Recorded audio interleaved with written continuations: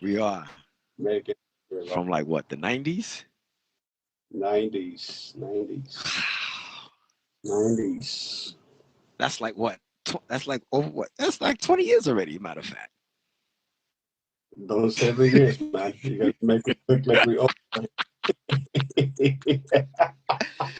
Oh man.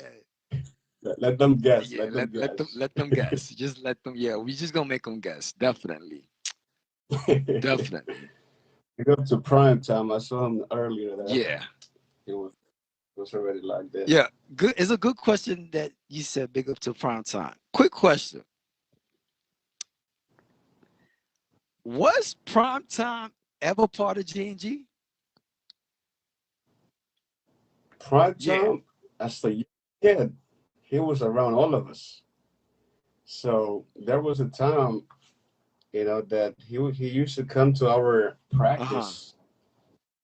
As a young kid, man, hype about music, it was already in him. So I guess he loved it, and I always said this, that the time Hmm. will always speak for itself.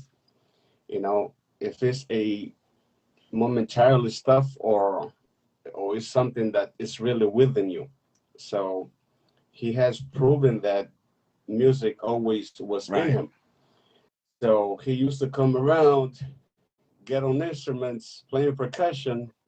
He's over here, jumping over Hmm. there, then with legacy, then with ecstasy, then legacy. So yeah, he came around us. He was around us for a while. Word. You know, we treated him as a family, as our little brother.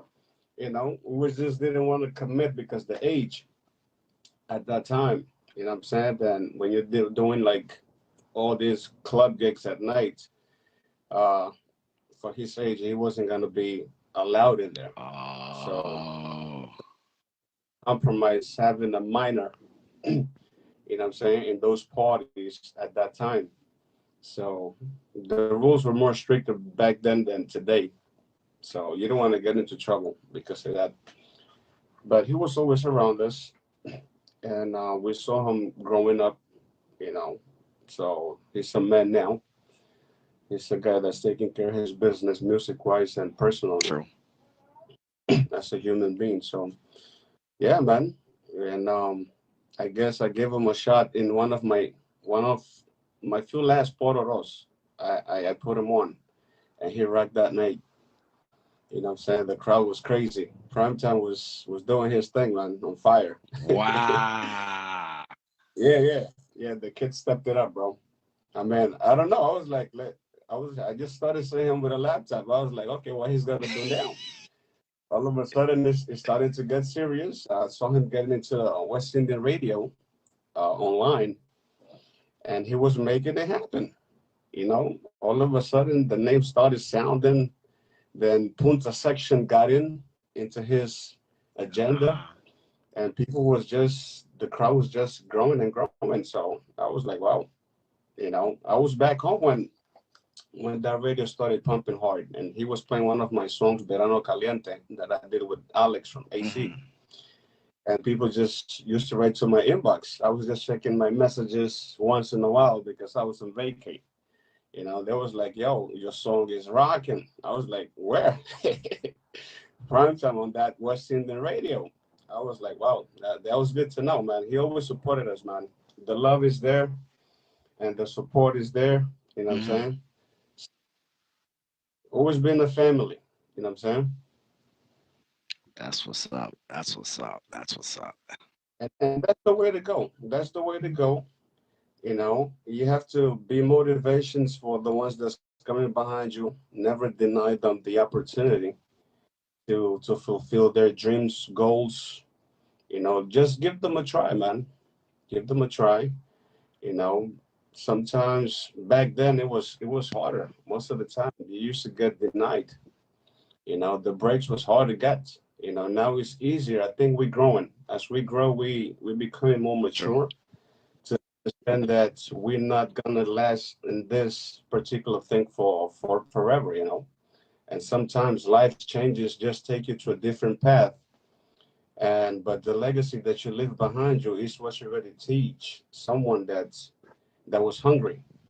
You know, if you didn't get the opportunity, you didn't deny it to the ones that was coming behind you because you already know how it feels to being denied or just rejected.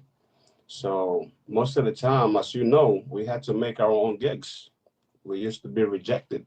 It hurts, you know. And back then, bands had to carry equipment. It's not like today you're renting.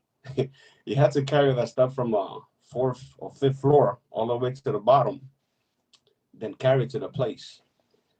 You know what I'm saying? So then gig, set up, do the sound check. After that, if the party went well, good. If it didn't go well, too bad. You still got to load the truck and take it back up. So everything is easier now. Everything is easier. We had to go through snow times, lifting up equipment, you know, and a lot of the times without no pay, not even a cab money to get home. So we pay a big price, man. Wow. What these guys are witnessing today is pretty good. It's pretty how would you say it, man? It's sweet, bro. It is very sweet, man. You know, it is very sweet. It's not easy being out there in the cold struggling, bro, for nothing. But the passion and the love for the culture was always there. It's real. You know, it's real. Even though we grow as a man, we become a family man, and the ones that still doing this, those were the ones that was made to do this. You know, we're still here hanging around because we love this. We were born to do this, bro. You know, the ones that has little excuses to just live it all and leave. It was just for the moments. But for me, I'm gonna take music till I die. This is a gift for me, you know. And Ecstasy and Prime Time and other young bands, basically, we were like, as a G&G, we were like a mentor for them. You know, we inspired those young generation that came behind us. And I was inspired by Cali Galban, Ubo, Garifuna Kids, Legacy, you know. So we looked up to a different era, and basically now we cultivated something into the new generation that came behind us. And it's a good, beautiful legacy to leave, man. You know, some of these cats right now are so successful in the music production. They're so advanced in what they're doing, talented. You know, I think the talent in the Garifuna community is growing higher to a higher level every year. You know, so now what we need today is more investment money and marketing strategy to make our culture shine and become bigger than what it used to be.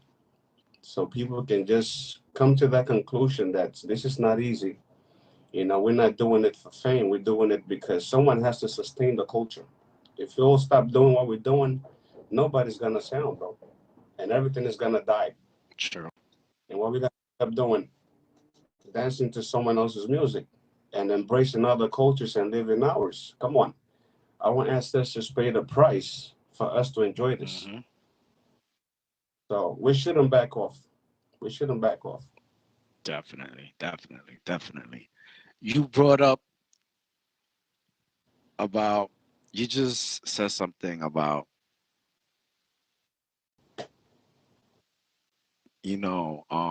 end of the night, packing up the sound system, and then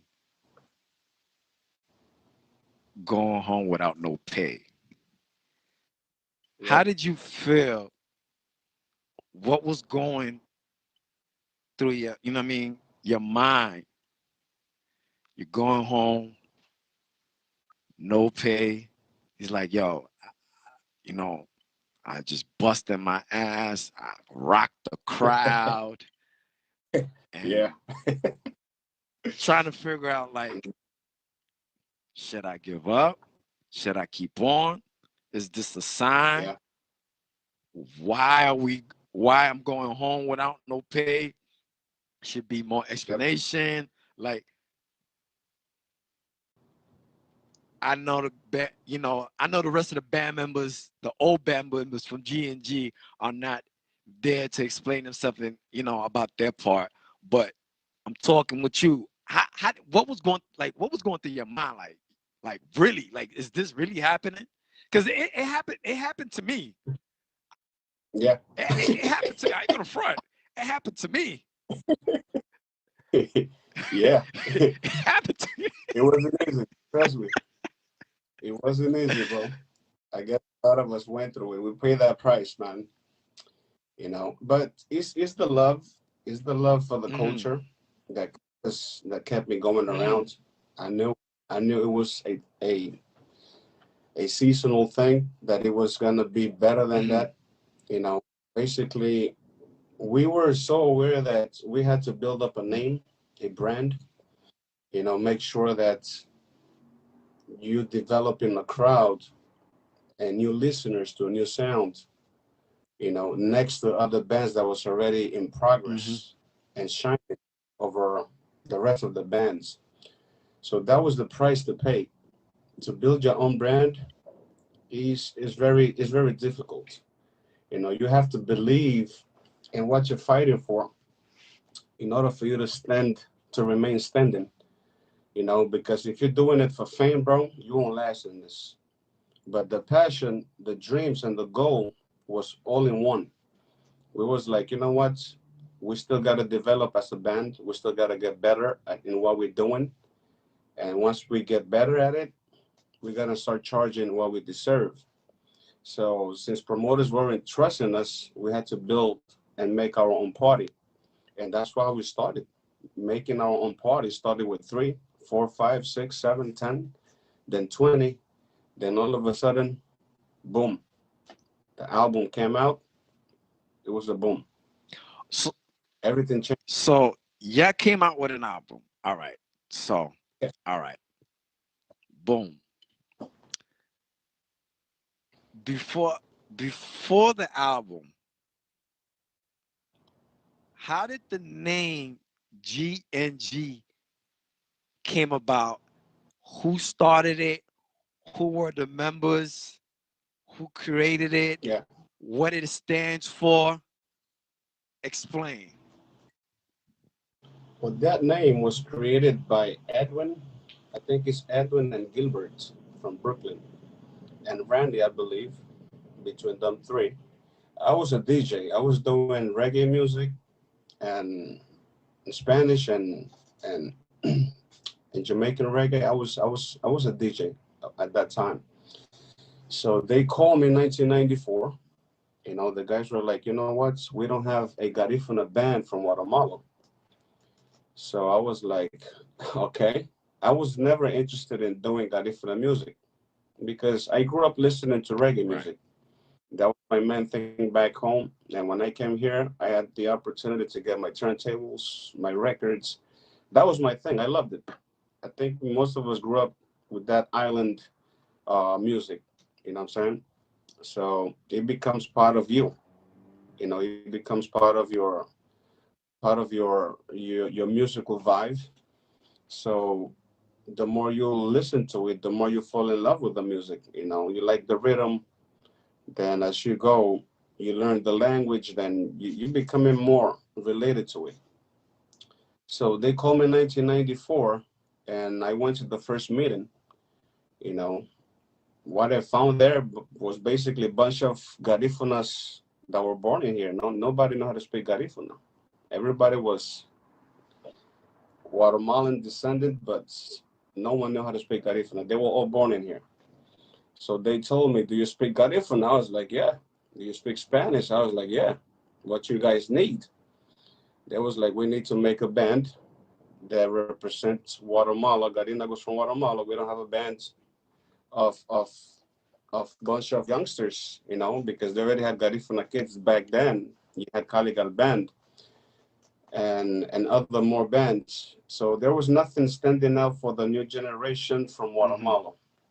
So then they chose to name it Garifuna New Generation. What it stands for is basically Garifuna is as us. Neo was the youngsters that were coming up, that no one knows about. And generation was our generation, you know, that needed to be represented because we didn't have no one to represent us at that time and to raise their voices for what we Mm-hmm. like. and the sound that we were willing to achieve. So no one was basically giving us what we want. Everything was for the old. La Buga Boys was playing for the mature crowd, Mm. not for the young guys like us. Garifuna Kids was basically the only band that we can relate to that was young and you in all parties, So it was like we want to create something that represents La Buga. So that's how we started. So 1994, we had the first meeting. Everybody was all over the place. Nobody knew how to play instruments. Everybody was making noise. I was like, nah, man, these dudes are wasting my time, bro. So I told them this. I was like, guys, when you learn how to play, call me. And that's it. In 1995, in January, that's when Randy called me back. So that whole summer from Yeah. 1994, they was just learning, busting their behind, learning music, training themselves. We didn't have no instruments. Yordao was my cousin Yordao was the one that basically let us borrow the studio to do something in there. So 1995, we met back again in Randy house. There was like, Eddie, I need you to write original songs. I was like, really? I was like, okay. I did that in one shot. I wrote 3 songs in less than an hour. You know what I'm saying? So I was like, I got something. He was like, really? That quick? I was like, yeah, I'll bring it tomorrow. All right, cool. So when we got to practice, that's when I noticed that the guys were more advanced. They already had a clue of what they were doing. I was like, all right, this is cool. The beat started sounding. I was like, yo, all right, this is getting fire, man. Then I invited Hiram. That I told him, yo, big guy, I mean, there's a band that's starting, bro. They don't have a bass player. Yeah. You know. So Hiram was no near those things either. We was into reggae music. That was our thing. So you was a DJ. What was your DJ name back in I the was days? thinking, Black Melody. Sweet Melody. Sweet Melody was the name of the DJ crew. Sweet I Melody. remember that name. Sweet Melody. You know what I'm saying? Then I got hooked up with Challenger, all those guys. Then I started playing with him for years. Then I ended up dropping everything because the band. So I started falling in love with the culture, with the music. I started becoming more familiar with the sound, and I started appreciating what we have more. You know what I'm saying? I guess I didn't give it the proper Mhm. interest, so I was just rejecting it without giving it a try. So that's basically what happened to me, and I know it happened to a lot of people. So once I started getting involved, I was like, bro, I was getting the hang of it, bro. I was like, yo, this sounds sweet, man. This is sounding good. I think I'm gonna stick to this. So we started practicing. So practice was taking place in Randy house. Then one weekend we used to move into my house. So when the keyboards was in my house, that's when Randy started teaching me how to play. I didn't know nothing about this. This was not even in my imagination. I never thought that I was gonna be like, you know, hyped to play an instrument. So never. It never crossed my mind. The only thing I used to play back home was percussion, but to touch a keyboard, a bass, and now recording, I never. It was out of my vision, bro. It was not even in my thoughts. So, and I started playing and learning. He started teaching me how to hold the notes, and that was it. That was the end of it.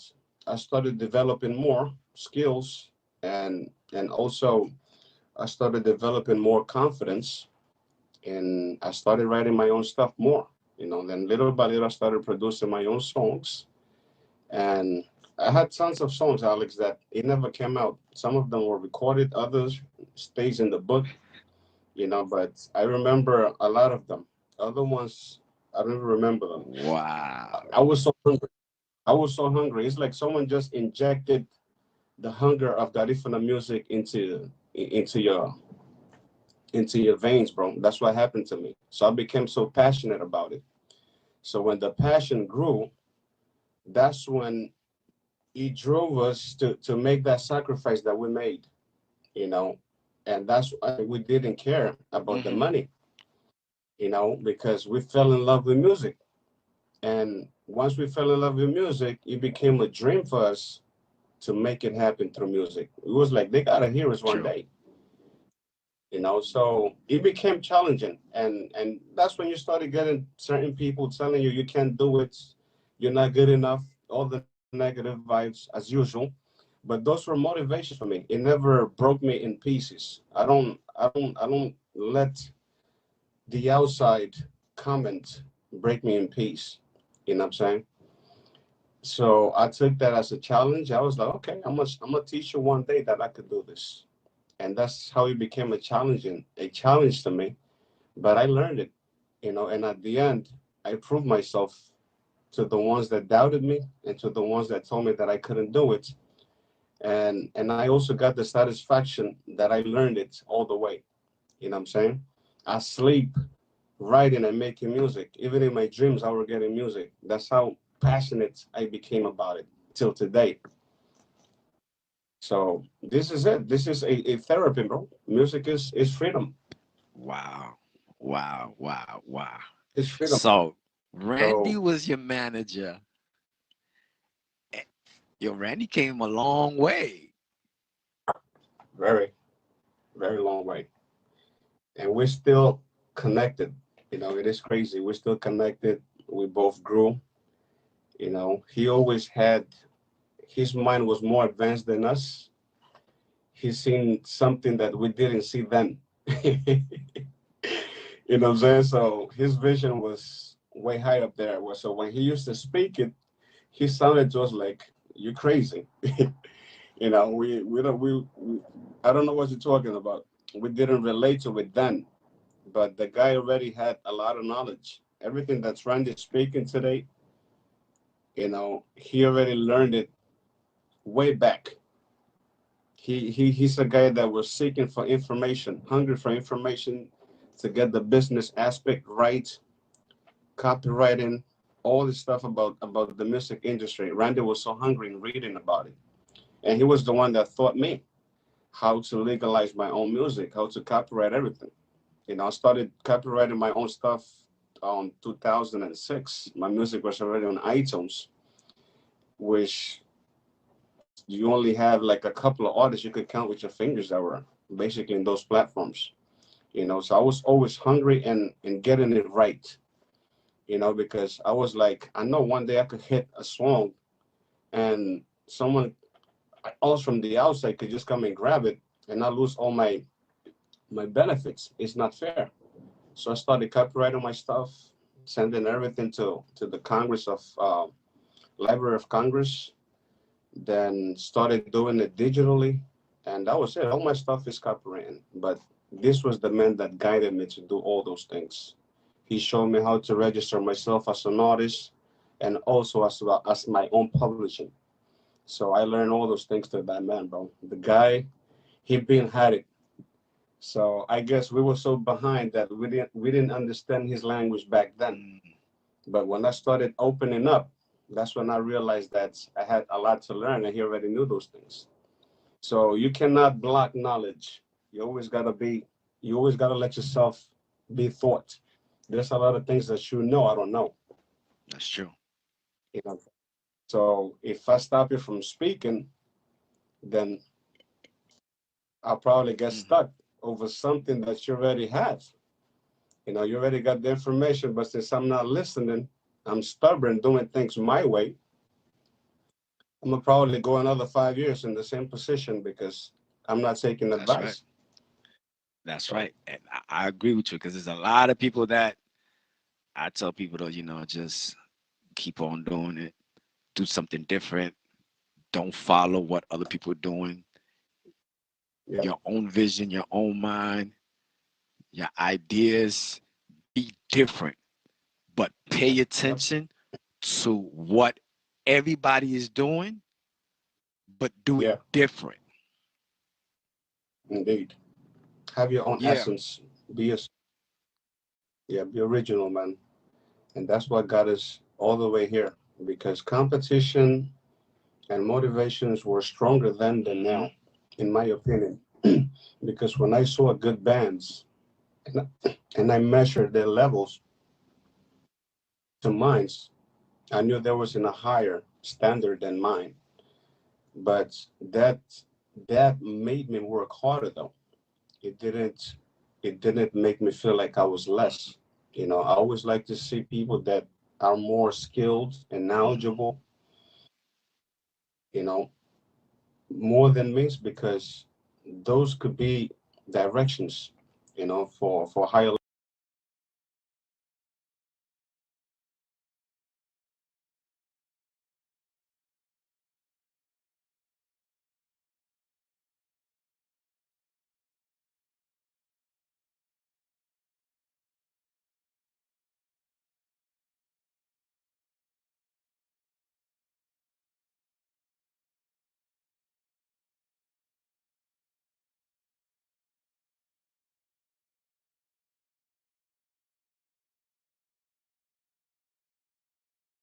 level for where you want to Mm-hmm. go.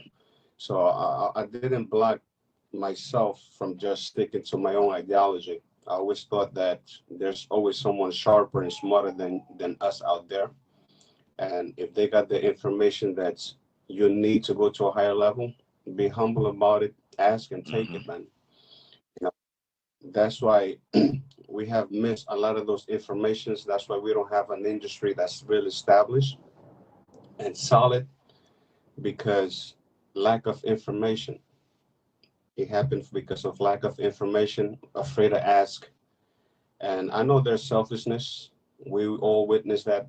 There's people that had it, but they didn't share it, but there's also a lot of good garifunas out there that's willing to do the best for others without expecting a benefit from it.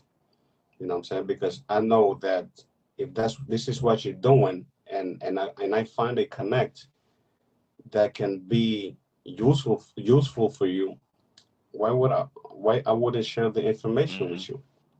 I know it's gonna take you to a higher level, and that was probably your dream to move up to that level.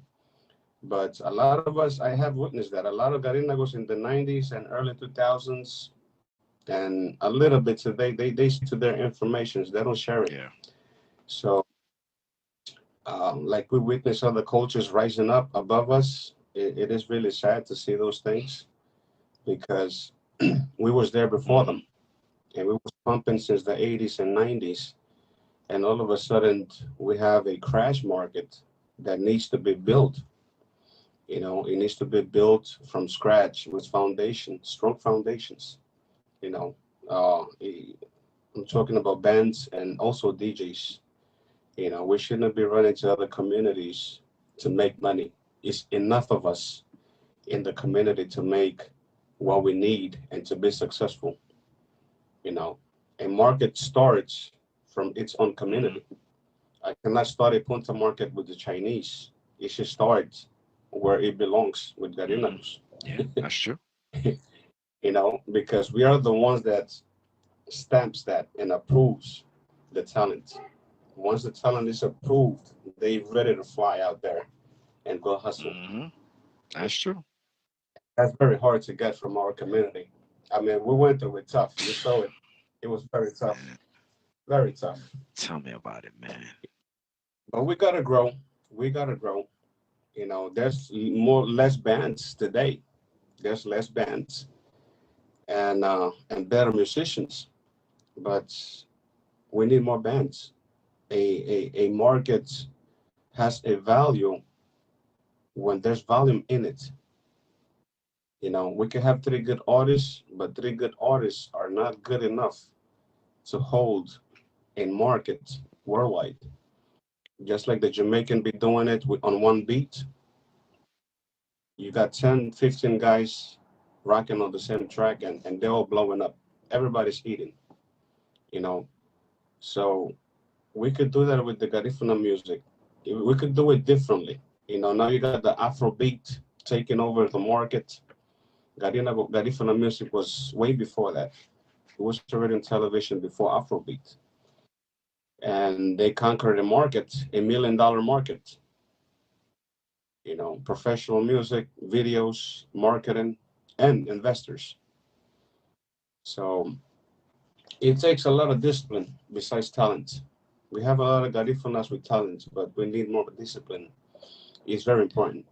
You could be nice, but if you don't have discipline, you limit yourself from growing. Nobody's gonna want to deal with you, not for too True. long. True.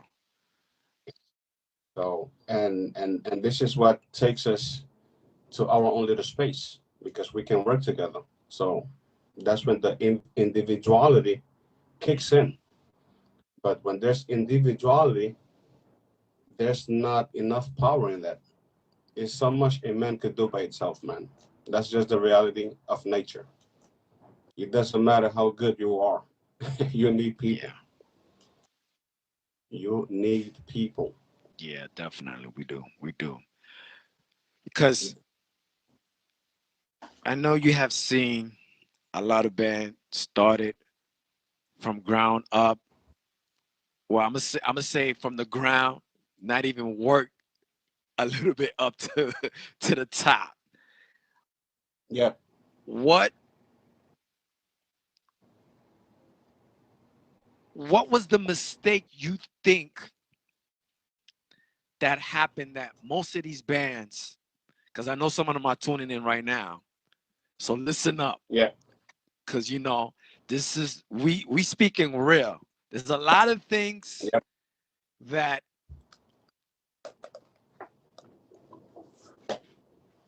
I used to tell some of the band members. I can point what you're doing wrong and what you're doing right, Yeah. and I learned my lesson to keep my mouth shut because when you tell somebody the truth, they can't handle the truth. Too So personal. what I tell them is, you're gonna learn, and when you learn, and when you remember that you have failed, Yeah. just think of me. Just remember me that I said that to you. Yeah. Um, Yep. but what is the problem with most of the groups that started and then didn't go nowhere for like 2 or 3 months? Because I can name bands that started Yeah. good and then they all went their own separate ways or went to a next band. We had Tormenta. We had Koja Legends. I scratched up Koja Legends because of a Yeah. situation that I understand. Everybody knew what happened. Everybody knew. Yeah. So Koja Legends don't count because to this day, even though they are legacy gifted, they always gonna be remembered. Some of the members that's on in Legacy Gifted, they always gonna be remembered as Koja Legends. I don't care what nobody says. Yeah. True. I don't That's care what true. nobody says. Um, Tormenta, they went good for a while. Linky Zapata disappeared. Like he went on Yeah. Manifest. He went on Manifest and just disappeared. Um, um, you know, shout out to Big Junior. We understand the condition. I really don't know what happened, but stay strong, my brother. He's another good. Yeah. When I say Oh, he that's it. good, he is he Talent. talented, the best, Talent. still the Yes. best. Yes. I don't care what nobody says. Then Yep. you had Danny. Yeah. Another one. You know what I Talented. mean? Danny from Belize, and then you had another one, the tall one that was with Gary from the Kids also too. That was the keyboard. I guess his name was Danny, whatever his Yeah. name is. Yeah, Cayetano. Danny yeah, Cayetano. Caetano. You know what I mean? Yeah. He was good. He dropped the album on single, then disappeared. Manifest also too, like completely like Hmm. went ghost. Talented. Yep. Peke, Totally. talented. He dropped the album. You know what I mean? Um, Frankie, another kid. Frankie is good too. Yeah. Yeah. talented, Young guy. Young Gotti. Hmm. He had 3 or 4, 5, 3 or 4, 5 albums. I even helped him out with the Punta Cipher. You know what I mean? Good dude. Disappeared. I know everybody got their own personal life. We all got our own Yeah. personal life. But if you sleep, eat, drink, whatever, if it has to do with music, yo, Yep. y'all gotta also remember, and I told, and this is the same thing I told Thomas from Planamo. Yeah. Your name is your brand. Indeed, bro. Do not stop your brand for nobody. True. Your family that you building with, no disrespect, if they don't support you, you keep pushing. Because best Yep. believe it, we all seen it in movies, and it also happens in real life. The minute you become a star, everybody's your friend. Oh yeah. Everybody wants to come to your crib and wash your dishes. Yeah. So Yeah. tell me, explain to me, what do you think that is wrong of this picture here, that when these bands started, they flopped right away?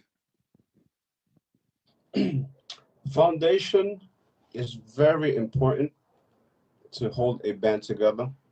Everybody has to be on the same Mm, vision. You know, our state of mind and goals has to be directed on the same thing, bro. If we all are looking on different things on that same boat, then it's gonna split.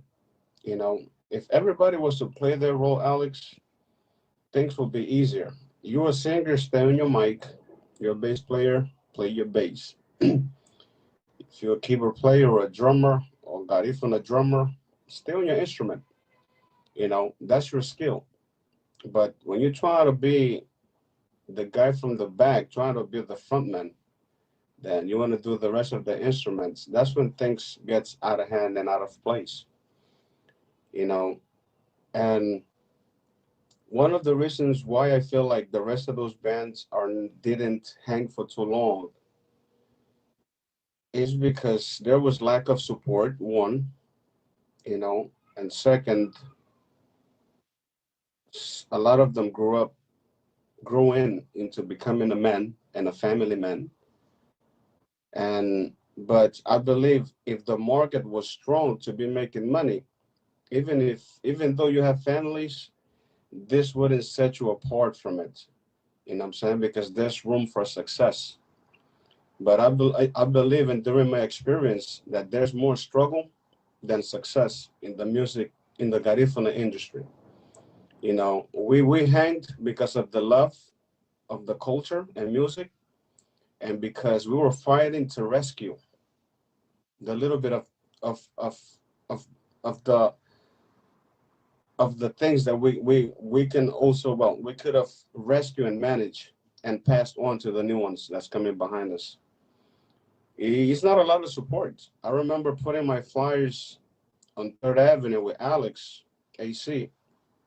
We didn't have so much money to make a poster, so we had to put at least 30 flyers in one box to make a poster under the cold, freezing weather. So that was on a Friday. By Sunday, we passed from that same area on Third Avenue. It was already taken down right there on the floor, you know. And there was a lot of times when G&G had to play in one place. There was a rumor of certain bands stating that the party was canceled. That don't go there. You know what I'm saying? So the negativity, not even the negativity, the poison within the heart of the culture of the ones that thought they were above of the rest destroyed a lot of things. You know, it caused a lot of division, a lot of hate, bands against bands for no reason, because someone created the rumor or or the poison. It's like it was supposed to be brotherhood, you know, respect, love, and honor each other for what we do. It was supposed to be that. But when you have someone that's influencing the rest of the people with things that doesn't bring benefits, and other people are weak-minded to be brainwashed, it's going to create division, man. So one group is going to go to the other side and the other ones to the left. So right there, you already got a weak market. And you started brainwash promoters that didn't have no personality and character. You're supposed to hire a band because of their talent and capacity and capability. Sorry, not because, you know what I'm saying, someone spoke bad about them and you're just gonna disqualify them without giving them a chance, without even knowing them. Or a lot of bands, they were hired because they were friendly with others, but the talent was dying down, you know, and there was others that were hungry, ready to kick ass, and they were being denied. So we fell as G&G, we fell in that circle of the rejection. We had to build our own. We started booking the place, throwing the flyers, you know, and make it happen. And that's how we build up. And I remember someone came and told me, you're not gonna make this without me. You need me. That's what the person told me. You need me as a channel to get this certain crowd. I was like, bro, I don't need you, man. The music speaks for itself. Music cannot be retained, bro. Once music is out, it's out.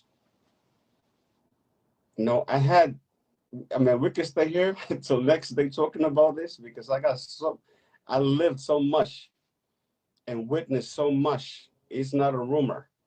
I heard it with my ears. I seen it with my two eyes. You know, the negativity of certain people killed the Garifuna market. You know, there's a whole new generation rising up, a lot of new musicians and artists rising up. And I think they are the hope for the change. I believe that they are the hope for the change. And one of the reasons why I started looking at the market without hope within the community was the lack of support. You know, I was busting my ass to bring hits. They knew it, but they wasn't gonna tell you. You know, now that I stopped, that's when I started hearing all these compliments. Come back, the game needs you, they miss you, you rocked. But when I was busting my ass to give them good music and entertainment, they wasn't appreciating me. Because you know why? Have you noticed that? And I wish death on nobody, but it's like you fade away, you died, and you came back.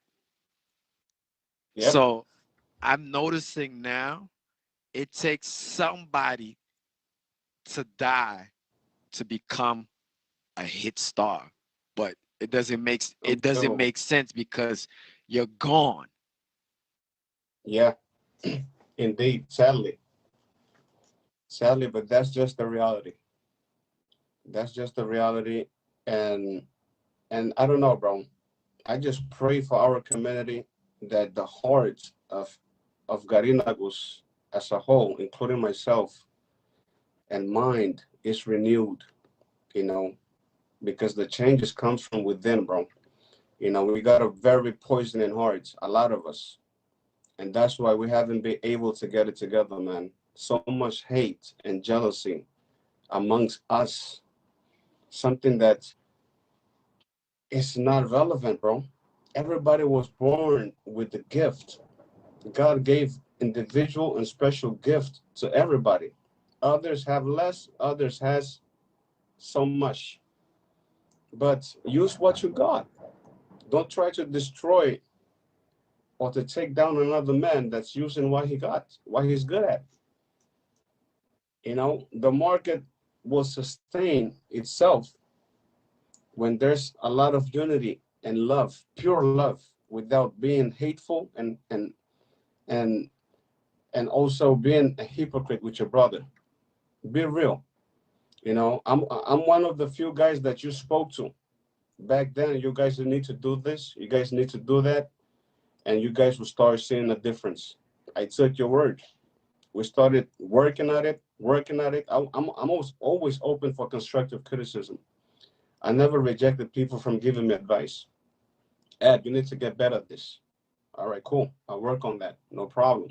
That's for my own progress. I never blacked out or rejected people from telling me you need to be better. I want to be better at all time, even till today. As a human being, as a brother, as a son, as a friend, as a musician, as a worshiper, I want to be better and greater.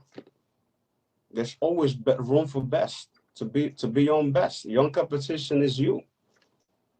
The ones that you feel like are more skilled than you, respect them, honor them. You know, use them as a motivation to be better yourself. What would you try to break them down? That's insecurity. And this is what we had in here, a lot of insecurity. So what insecurity creates? Poisoning. Started throwing poison in certain people's mind, and they started turning against you without knowing you. And if they knew you was right and correct, but now they're against you because of someone else's word. It's not fair, bro. Yeah. And this is what have kept this so low in the bottom. The talent is there, but the heart is messed up.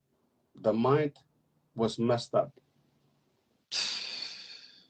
Wow.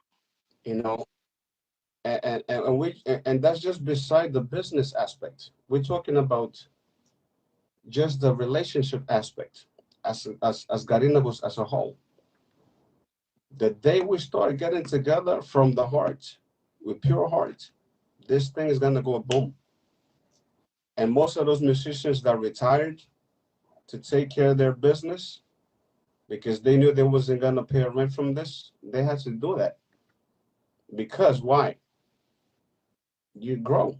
You grow and as you grow, you compromise, you know, and your whole agenda is changing, your priority change. You cannot go gig for fun no more. You won't pay the rent. A lot of those guys, they started having kids. You got to take care of your own. Word. Shit, I started from early. You know, all right. So you cannot be in two places at the same time now. But I would love to see the guys getting paid from this. In a weekend you're making 3,000 in 3 gigs. Damn, that's your salary, brother.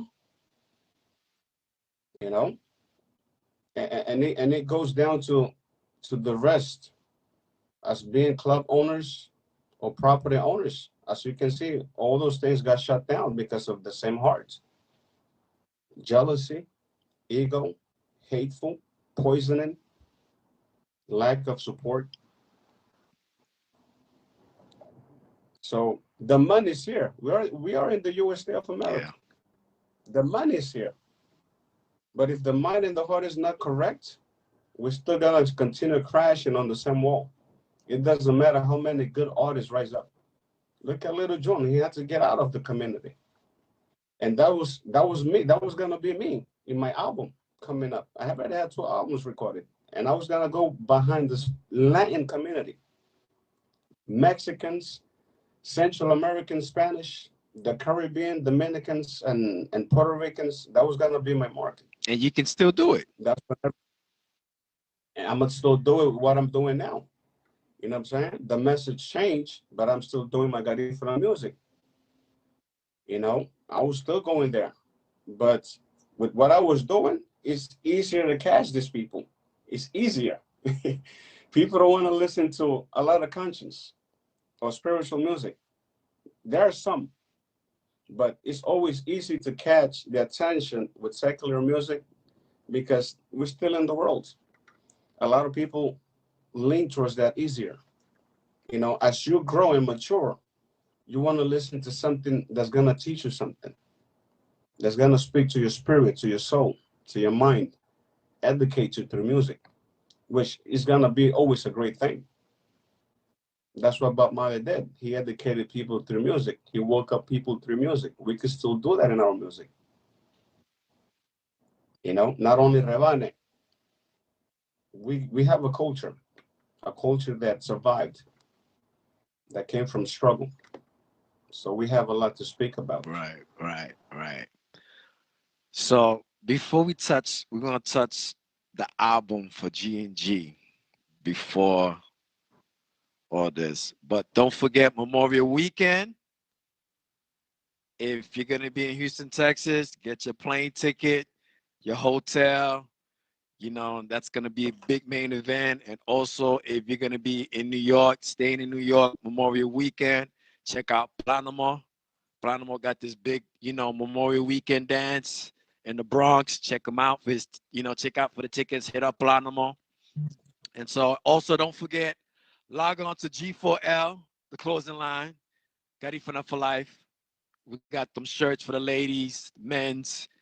We got the kids coming up also too. Just check out the closing line, Garifuna for life. That's me and Ronnie Martinez. Just check it out. Eddie from G&G, you said something about you dropped an album. Was that the first album or was that the second album? Because if I'm not mistaken, yeah, I was gonna come out with two albums, right? We dropped The Struggle 2004. Then we dropped like 3 or 4 singles in 2007 or 8. And it went viral for that time. Noche de Sexo basically took over. And then I started working on my personal project in 2010 as a solo artist. So I was supposed to drop that album in 2011 or 12. So I already had like at least 3 albums here, but I was gonna drop one back to back. 6 months, the other was gonna drop. And that's when I got a divine touch, which basically touched me to stop everything that I was doing. You know, a lot of things happened, man. Things that were so supernatural, and I couldn't continue. Then the last Pororos that I sung, it was Planamo song, our party. You know, even the Lord used someone that was drunk to put me like that on the wall. And I was shocked of the words that he said. He was like, the day you sing to the Lord, to the Creator, to the Almighty, He's going to use you for something greater. And He's going to do great things through you. He just left me in panic.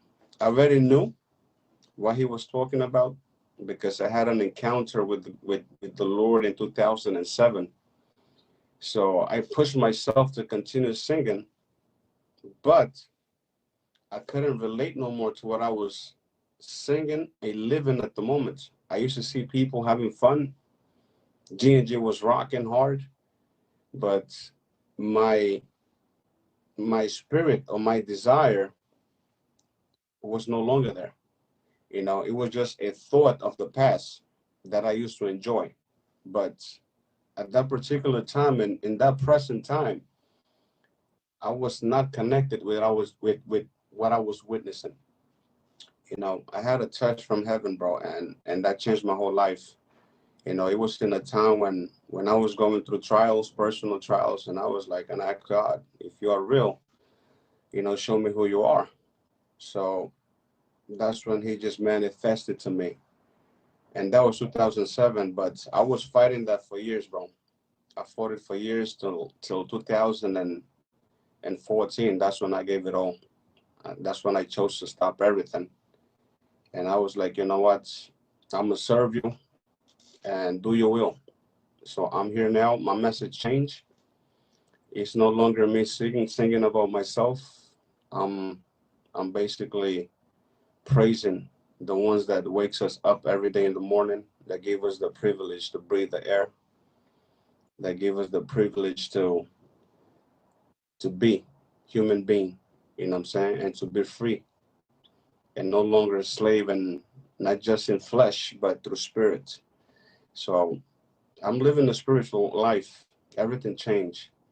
So I'm speaking about how great he is, of the things that he have done in my life, and how great he is for having mercy on us every day, you know, unmerited mercy, because a lot of us are not good and God's still good to us.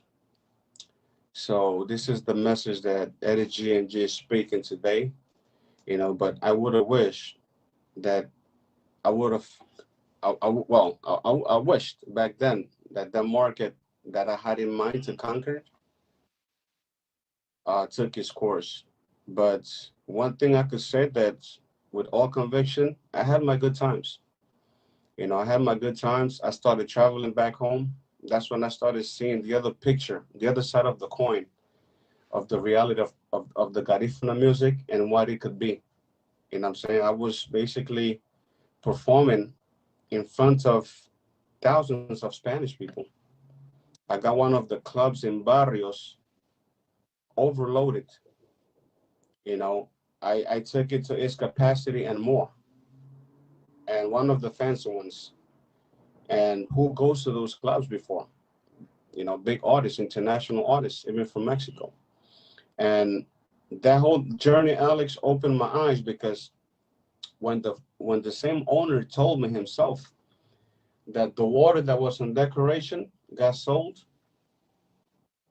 that made me so proud of myself and of our culture, because I felt like that was my graduation day, bro. Because Capaz de la Sierra is a Mexican band, and they charge 50 grand and up, and they didn't get that place packed and in their prime time. And when a Punta artist like me just come from nowhere without a label, it was just the street and the radio that grabbed the music and started playing it hard, and people reacting crazy to Noche de Sexo. So when I got on, and I didn't go back home that time for a gig, I went to my mom's wedding, and they found out these people was chasing me like this.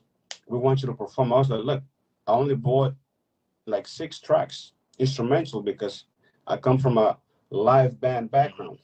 I never sung with a track. So that was like a whole new and strange thing to me. So when that started happening, they was like, can you just sing those 6? I was like, really? I was like, I'm not comfortable doing that. I'm just going to sing those 6 in my mom's wedding. We give you such and such and such in dollars. I was like, word. I was like, My cousin told me, Eddie, it's fast money. It's your prime time. You're in your time. You blowing up in here. There was like, take advantage of it. I took the dollars, brother. I didn't take the Oh, talents. I don't blame you, bro. I would have did the same thing. Took the dollars. I performed, Alex. The party was supposed to start at 10. The the place got packed at 8. Huge line, bro. Wow. So what did that do to me? He opened my eyes. He made everything like this look wider. And I'm talking about Spanish, I Latinos. believe you. Some Garifunas in there, but the population, the population of Barrios is 90% Hmm. Latinos. And those were the one that was there supporting me. Bro, it was crazy. So from there, in a different time, I went to the city. I didn't pay for no radio station. I didn't pay for television exposure. Everything was just handed to me right there because of the impact of those songs. I did it with my brothers from G&G. I laid down the idea to Kev. We started producing it right there, you know, and that was it. The rest of the team put their input, and it was a hit. But God knew what was coming. That was the benefit that I got through my whole career and my struggle. It paid off with that track. So when I was on national television, I got a half an hour of performance on a high-end national television. They never had a Punta Garifuna artist on those channels. And I was like, I asked myself, why? Alex, when I started performing, the audience, the phones were blocked. So that's when I realized, it opened my eyes that this is possible. This thing is possible. This thing is possible. Garifuna music could conquer the world. Our rhythm is powerful, it's touchy, but we have to have discipline, passion, love, effort, pure heart to work with each other. No envy in order for this to work. Those are the 5 elements that be retained in this whole movement. The envy. Those 5 things in this finger. That's what be holding Garifuna music backwards. Why I said that? I already witnessed it and lived it. And I also continue watching it with the Honduran Spanish band live enough from our music. Why? It's not because they're better than us. They are more organized and disciplined. When you talk about discipline to Garifuna bands today, they don't want to hear that word. But like, yo, you drink, you smoke, don't do that during the gigs. Let's present ourselves professional. Do that stuff before or after. Do it in your free time. You're not gonna die for not doing it in 2 hours. You're selling an image in the market. It's not only music. Garinago needs to learn that. You're also selling an image. So an image always gonna speak about you more before your music speaks for you. It's how you present yourself. I learned that with white people. Presentation is everything. You could be whack after. But Garinagos need to learn that. Stop bringing your own personal desire and feelings into the business. Live what you usually do every day out of this. Dedicate that gig, that moment for that gig, and do it professionally. Put your heart in it. Stay clean, man. Do it nicely. Let the audience speak good about you. Let the promoters speak highly about you, that you were so professional. How that'll cost a lot. It is very simple. But we have the mentality that we got to be accepted the way we are. That's not the way it works. If I'm investing in you, you better sell me what I'm looking for. That's right. Otherwise, I won't put my money on you. That's right.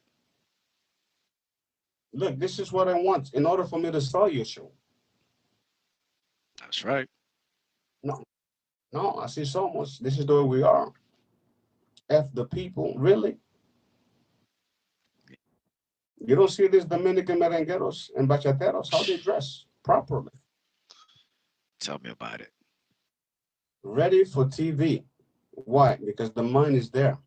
They're going for the bigger picture. Definitely.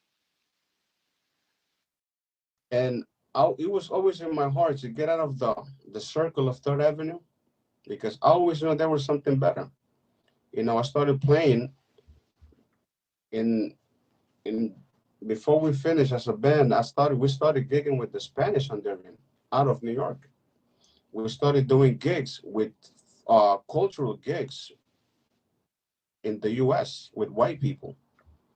And I started those little things started opening my eyes more. I started seeing the impact of Garifuna music in different cultures, because on that same stage that we shared with those bands, you had professional salsa bands, guys that read music.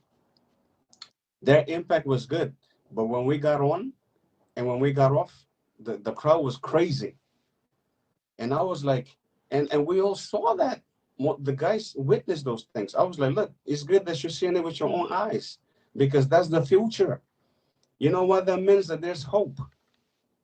There's hope to make it. The music is already contagious. Mm-hmm. Now you got to market it, invest in it, and it's gonna be well. Wow. Yeah, it is gonna be Yeah, I well. believe. You know? And working with each other, helping out each other, it should be the motive. Not telling the other guy, oh, don't help him because his stuff is gonna sound better than yours. That's selfish. That's insecurity. Definitely. That's So insecurity. much insecurity. You know how many bands I lend my musicians to them? My instruments. I was like, yo, you need it? Here, come and get Never, it. You need my bass never player? see. They was like, I don't know if I could get to him. I was like, yo, don't worry, I'm gonna speak to him. Get my boy. I was like, yo, do me a favor, man. Go help those boys. I don't want them to look bad. But if we all have that same intention and action, we would have been more advanced. But we are hoping and waiting for someone to fail. But that's why we haven't been nowhere. Yeah, and that's the sad part about it. That's the sad part about it. I'm waiting for you to crash. Really? What type of human being I am, man? What does that make me? To look forward for you to crash. Because they ain't doing nothing. They're not doing nothing with themselves. So they just gonna pick. They're gonna pick it out And on they somebody. totally in control. It is crazy. It is crazy. I've been through so much in this. I've been through so much in this. I could talk about it with all conviction. I cannot make nothing up because we was really stepped Yeah, on, kicked, you know, and we didn't do nothing to deserve that. yeah. It was just all ego, selfishness. But I'm still standing. Even though I'm doing gospel, I still sound. I still sound. This music is gaining, reaching out to new listeners and wider audience. Slowly, but it's guaranteed because God didn't call me to sit down. He said He's gonna do greater things through me, and I believe that word. So that means I'm gonna reach nations. It's gonna go higher, you know. But I bless the ones that's still struggling. I wish them luck, and I always said it. In any advice that I can be helpful, just like I do with ecstasy, I'm always willing to give it from my heart. I want them to succeed. Right. You know, I want Little June to succeed, to continue succeeding. So you call it what? Garifuna gospel or just straight gospel? Garifuna Gospel, and I'm hosting also Spanish gospel, reggae gospel. So I'm doing both. I'm doing both, and soon I'll be doing some more soca and reggae and Afrobeat gospel. So since I was always been all around those sounds, you know, it has been an influence, musical influence in my career. So I could relate to it a lot, and I enjoy listening to it. So I was like, you know what? Let me just put conscious music in this, spiritual music in this. It's gonna reach out to the new generation. It's gonna bring people to consciousness, to think, so we can reevaluate ourselves, where we stand in spiritually, who we are, what's wrong with us. You know, we're not looking at ourselves the way God is looking at us. He loves us, yes, but do we love the neighbors? Like he said, do we love our neighbors? Do we love the ones that trespass us? Do we forgive them? Are we gonna hold hate with hate, fire with fire? Hmm. Does that bring benefits? Right. You know, so I got a lot of things. I will release some of my old puntas that talks about abortion, discrimination, dishonesty, division, all those type of topics is gonna be in my album. You know, love from a brother to a brother. You know, from a man to his creator, to God. You know, Jesus is the source of love in our faith, and he's the way to the Father. So we praise him. You know what I'm saying? He's the one that brought us from the darkness to the light. I wouldn't sound like this back then because I didn't know those things. But when it showed up to my life, I understand what he meant, why he died for us. It was just to give humanity a better lifestyle. And all those things that I mentioned to you shouldn't exist in us today because he already washed those things with his blood. That's what he died for, to wash evilness from human. But humans still don't want to be washed. We still want to remain the way we are. I want to be better, bro. That's just my motive, man. I want to be the best I can be. I want to live in my purpose. There's a divine purpose for everybody, you know. And if you want to reach it, you got to go through the channel. It's through him. Here's the channel for you to live your purpose. Sometimes it's not what we live as a personal desire. God has a design for everybody, but his will is already done in heaven. But in order for that to be fulfilled here, you have to allow him to do it through you. So no man's gonna do that through you. No one. He didn't create another Alex to fulfill Alex's task. He created you to do what he called you to do, and no one else is gonna do it just like the way you're gonna do it. So it is special. It is a special thing, and unfortunately, a lot of people are passing without living in their purpose. I used to wake up just to wake up. I was like, I used to ask myself, why am I living for what? I didn't see the sense of living. When I just got on my knees and prayed, no religion introduced it to me. He came to me himself. So that's why I understand it better. You know, he's real. And whoever seeks from him from the heart, they're going to receive answers. It doesn't matter who you are. He didn't disqualify nobody. This is for everybody that wants to receive it. Of course, it cannot be imposed on no one like the religious people did and the empires that killed people and forced them into their religion. Now, God is free. He said, if you allow me to come into your hearts, I will dwell in you. I will show you who I am. So he created one human race, man. And he sent his son to prove that to us, that he loves us. So this is the message for our community. We need more love. We need more love. We need to be transformed and renewed. All this toxic stuff and hateful stuff that we've been carrying on for years needs to go. We got to bury that. The new man needs to be born today. You know. Wow. Um, when the Lord was speaking to you, all right, did you ever try to ignore it? And did it give you a Yeah. message if you ignored this message that I'm trying to give you, this last chance? Did did you automatically right there and there you made a choice, a decision? Like what was going through your head when the Lord was giving you that message? Like, listen, this right here, what you doing is good, but do it this way, and you will get a lot of people attention. Like, what was like?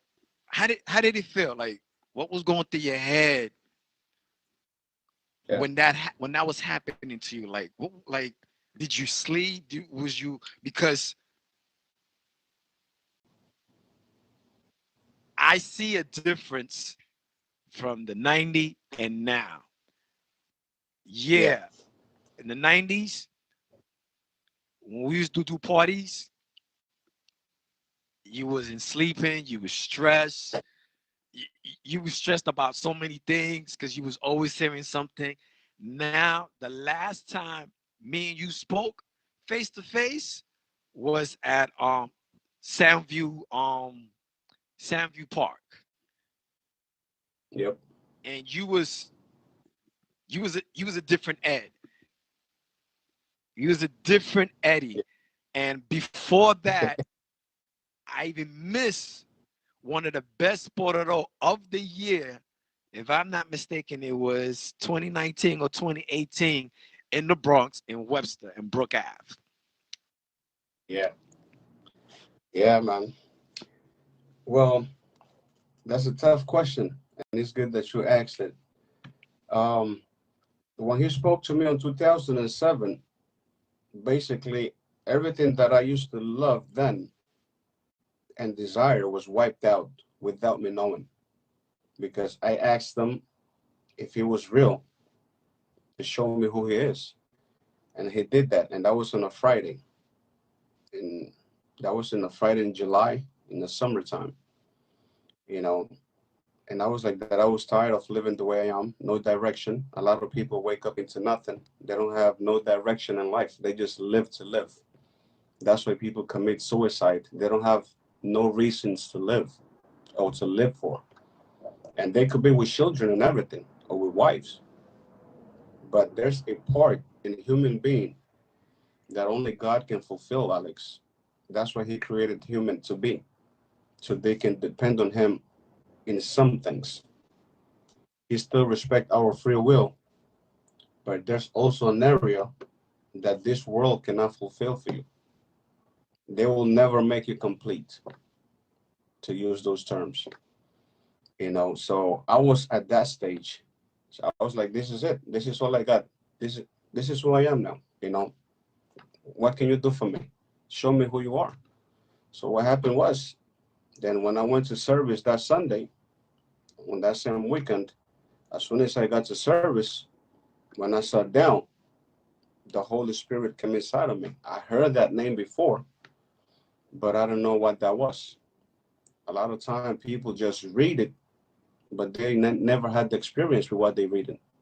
They never lived the spiritual side of that book.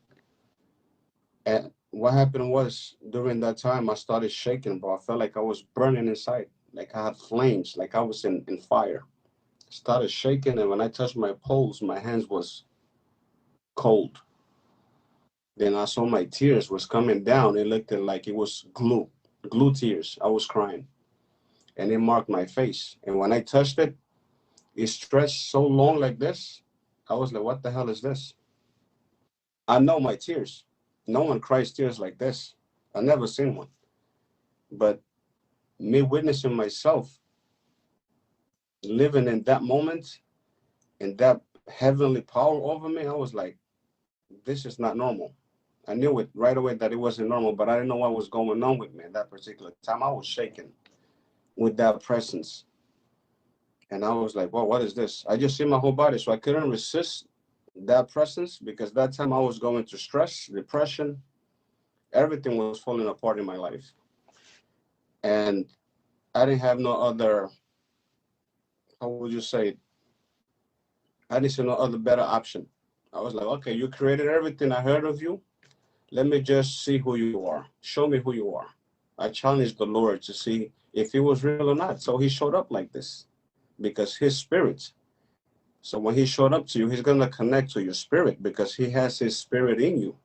The breath of life that's in every human being, that when we die, that's the spirit that leaves the body, is the same spirit that God uses to communicate. It's the spirit that dwells in us. Okay. And that's the same spirit that lives out of us when we die. So what he did that day, his glory just came down on me. And I never experienced that in my life. So powerful that I didn't know what happened. I didn't know how to explain it. So I started shaking, that I had to close my eyes, because I couldn't resist the power that was over me. And when I opened my eyes, one of the pastors said, "The Lord has chosen you today. He's gonna do great things in you and great things through you." That was 2007. So I was in La La Land with those words. I didn't comprehend what he meant by that. Those terms were new to me. I had faith. A lot of people believe, but they haven't met or have an encounter with the ones that they believe in. It's two different things. It's like someone said, like like for instance, someone says, man, I believe in Alex, but they never met you. Right. They never dealt with the person of Alex. Same thing. A lot of people say, yes, we know he exists. I believe in him, but what's your relationship with him? Did you have an encounter with your creator? And this is when I'm trying to bring everybody to understand that part. I got to the privilege, because it's a privilege. I got the privilege to get to live that part. And since that time I was changed. So what happened? After I left church, I was doing supervision for this security company. I was gonna go to a museum, because one of the bosses told me show up whenever you can. And this was a guy that didn't like pay. He didn't like paying. I was like, look, I'm just gonna be at work for 3 hours, you know. And I had told him before that I'm quitting if you don't let me go to church on Sundays, because I need to go to church. I need God in my life. And he was like, okay. And I told him, you cannot give me that. And he was like, you're right. I cannot give you that. He's an Italian guy. He was like, so how can we work this out? I was like, look, I got to be at the service at 11. I get out of there by 12:30. And I knew that he was going to tell me a no. But that day he said yes. And I was shocked. I was like, what? This guy don't like paying. Not even a raise. He don't like giving. And basically, I'm just going to work 3 hours and I'm getting paid for 8. It didn't sound reasonable. Right. Then, when the service finished, I had like 3 missed calls from one of the supervisors. And he said, look, you need to go back to the museum. We're missing a guard. I was like, look, I already told the boss that I get there when I get there, bro. So I'm not gonna rush. And what happened when I was taking the train to 66th Street? Tears was coming out of my eyes in front of people. Boogers all over my mouth, bro. I was like, what the hell is happening to me? What is this? Crying, you know? I was like, but I heard the word of deliverance, but I never knew what deliverance was. I never lived it. So that was my first time being delivered from whatever I had inside of me. I was being purified in my spirit. I was being cleansed. And that's what God did with me. So when I got to the museum, I checked the perimeter. There was 5 guys. So I called the supervisor and I told him, look, there's 5 guards in here. Why are you rushing me for this? He was like, what do you mean 5 guys? There's only 4 people in there. Somebody called out already. I was like, really? He was like, you know what? I want you to get everybody's name and call me back. So I passed the list. I knew the other 4 guys, but I didn't know the 5th guy. So I called him back and I gave him the names. He was like, so who's the 5th guy? Do you know him? I was like, I never seen him before, but he's dressed just like us. He had our uniform, so he belongs to us. He was like, no, I don't know him. I was like, look, we're not going to fight over that, but the site is covered. And he was like, so what's his name? Joshua. Jeshua in Hebrew is the real name of Jesus in English. That's what the guy said. His name was Joshua. But I didn't even know what that meant. I don't know. It's like you go into just normal things is happening. You just don't know in the moment what's happening on that particular time. You started to realize it after. At that particular moment, everything seems to be normal to me. All right. I checked the whole site. I waited for the guys to get the brakes. He was the last one that I sent. And I sat on the lobby. I started shaking in the lobby again with that same presence. My whole lungs were hurting, bro. Tears coming out of my eyes. The people that was visiting the museum was just looking at me like, this kid probably got hurt or beat by somebody. But I was crying. My eyes was coming out without my permission. Boogers were still coming out of my nose. And I didn't understand then. But this guy was the last person that I sent for his lunch. And when he came back, he only shook my hand and told me, thank you. Peaceful and quiet. And he went back into the museum.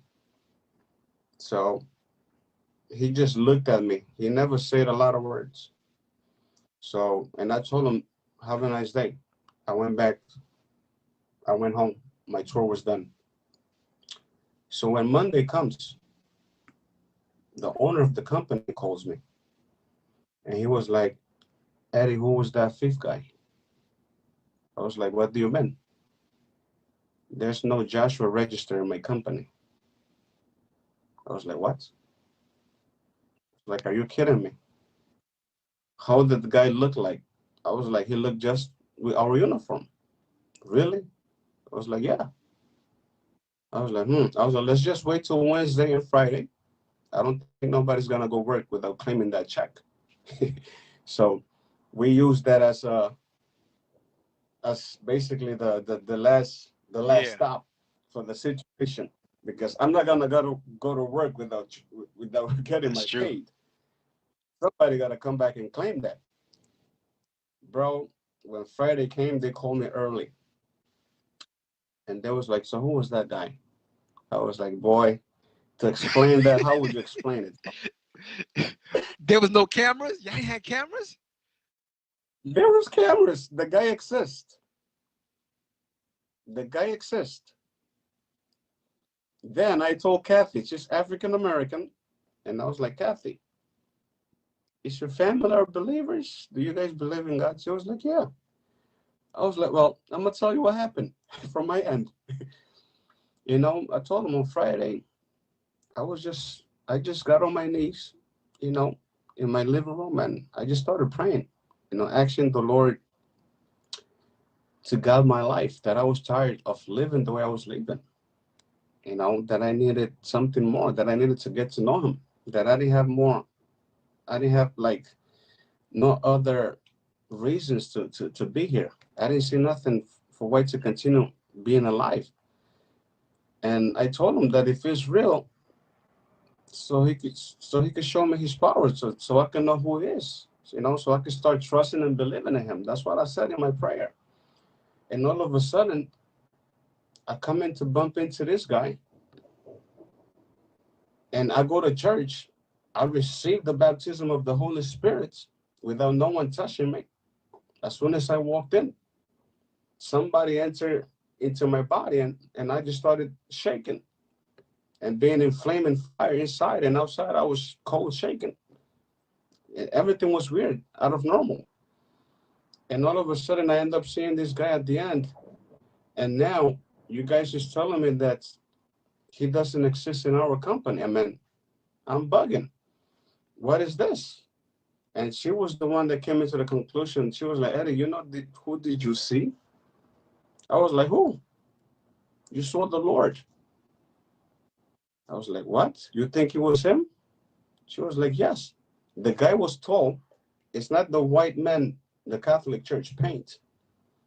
He was Middle Eastern tone, Indian hair, Indian hair.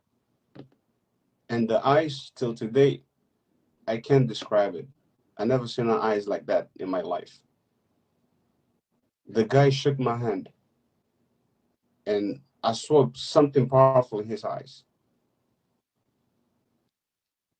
And that was 2007. I left that company 2014. And basically, we're talking about 13 years now. That person didn't exist. No one came back to claim that check. So what happened after that? Now my mind is running. I was like, what did what is it that I saw? What was that? And the following week, we had a gig with Fernandez Band in Brooklyn. And the guys brought a 6-pack. We usually had a 6-pack just to chill. And as soon as I drank that beer, I spit it out right away. I started now. I'm like wondering what the hell is going on with me. What is this? Now I'm asking myself question. I didn't know that God already had transformed me. He had removed all the desires of the world out of me, out of my spirit. And but my body was there because in my mind, I was still thinking that I was still the same guy. But that desire of performing and doing the type of music that I was doing got all that removed. But it took me 10 to understand it. years. It took me 10 years to understand that. So at the end, I understood when he took me to the hospital. I was in the hospital 3 times in a week. I didn't feel my face. I got white. Then my left side became numb. The third time I ended up there, I was dragging my feet. I wasn't feeling my left side. So that's when God spoke to me in the hospital. And then he told me right there, I want you to see what's going on in here so you can see that you are nothing. And what? I end up being next to someone that were being pumped right there, fighting for their lives. Family crying, shocked of all the things that I witnessed in emergency that day. And God spoke to me there. I want you to see this and witness this so you can understand that you are nobody. So what that made me be more humble. When you're in the hospital bed, bro, and the doctors doesn't find nothing on you, my head was like this down. They had to lift my head up like it wasn't in my neck, like it wasn't connected to my body. My whole face was white. My mom was crying. I was like, don't cry. This has to be something from above that he allowed.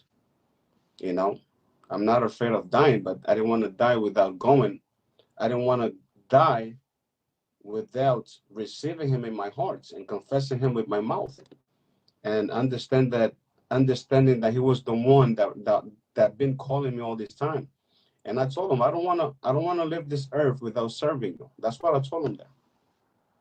I'm not afraid to die, but I don't want to live this earth without fulfilling my purpose and without serving you. So you get me out of here. That's what I told the Lord. I'm gonna serve you. And that's it. I'm not gonna look back. That was 13, bro. That was 2013. And I still released some tracks, but I was not the same. And everything that I was touching, it was pumping. That was the bad thing about it. So made that basically dragged me back into the environment. You know, even though my heart was no longer there, I was just forcing myself to be someone that I'm not no more.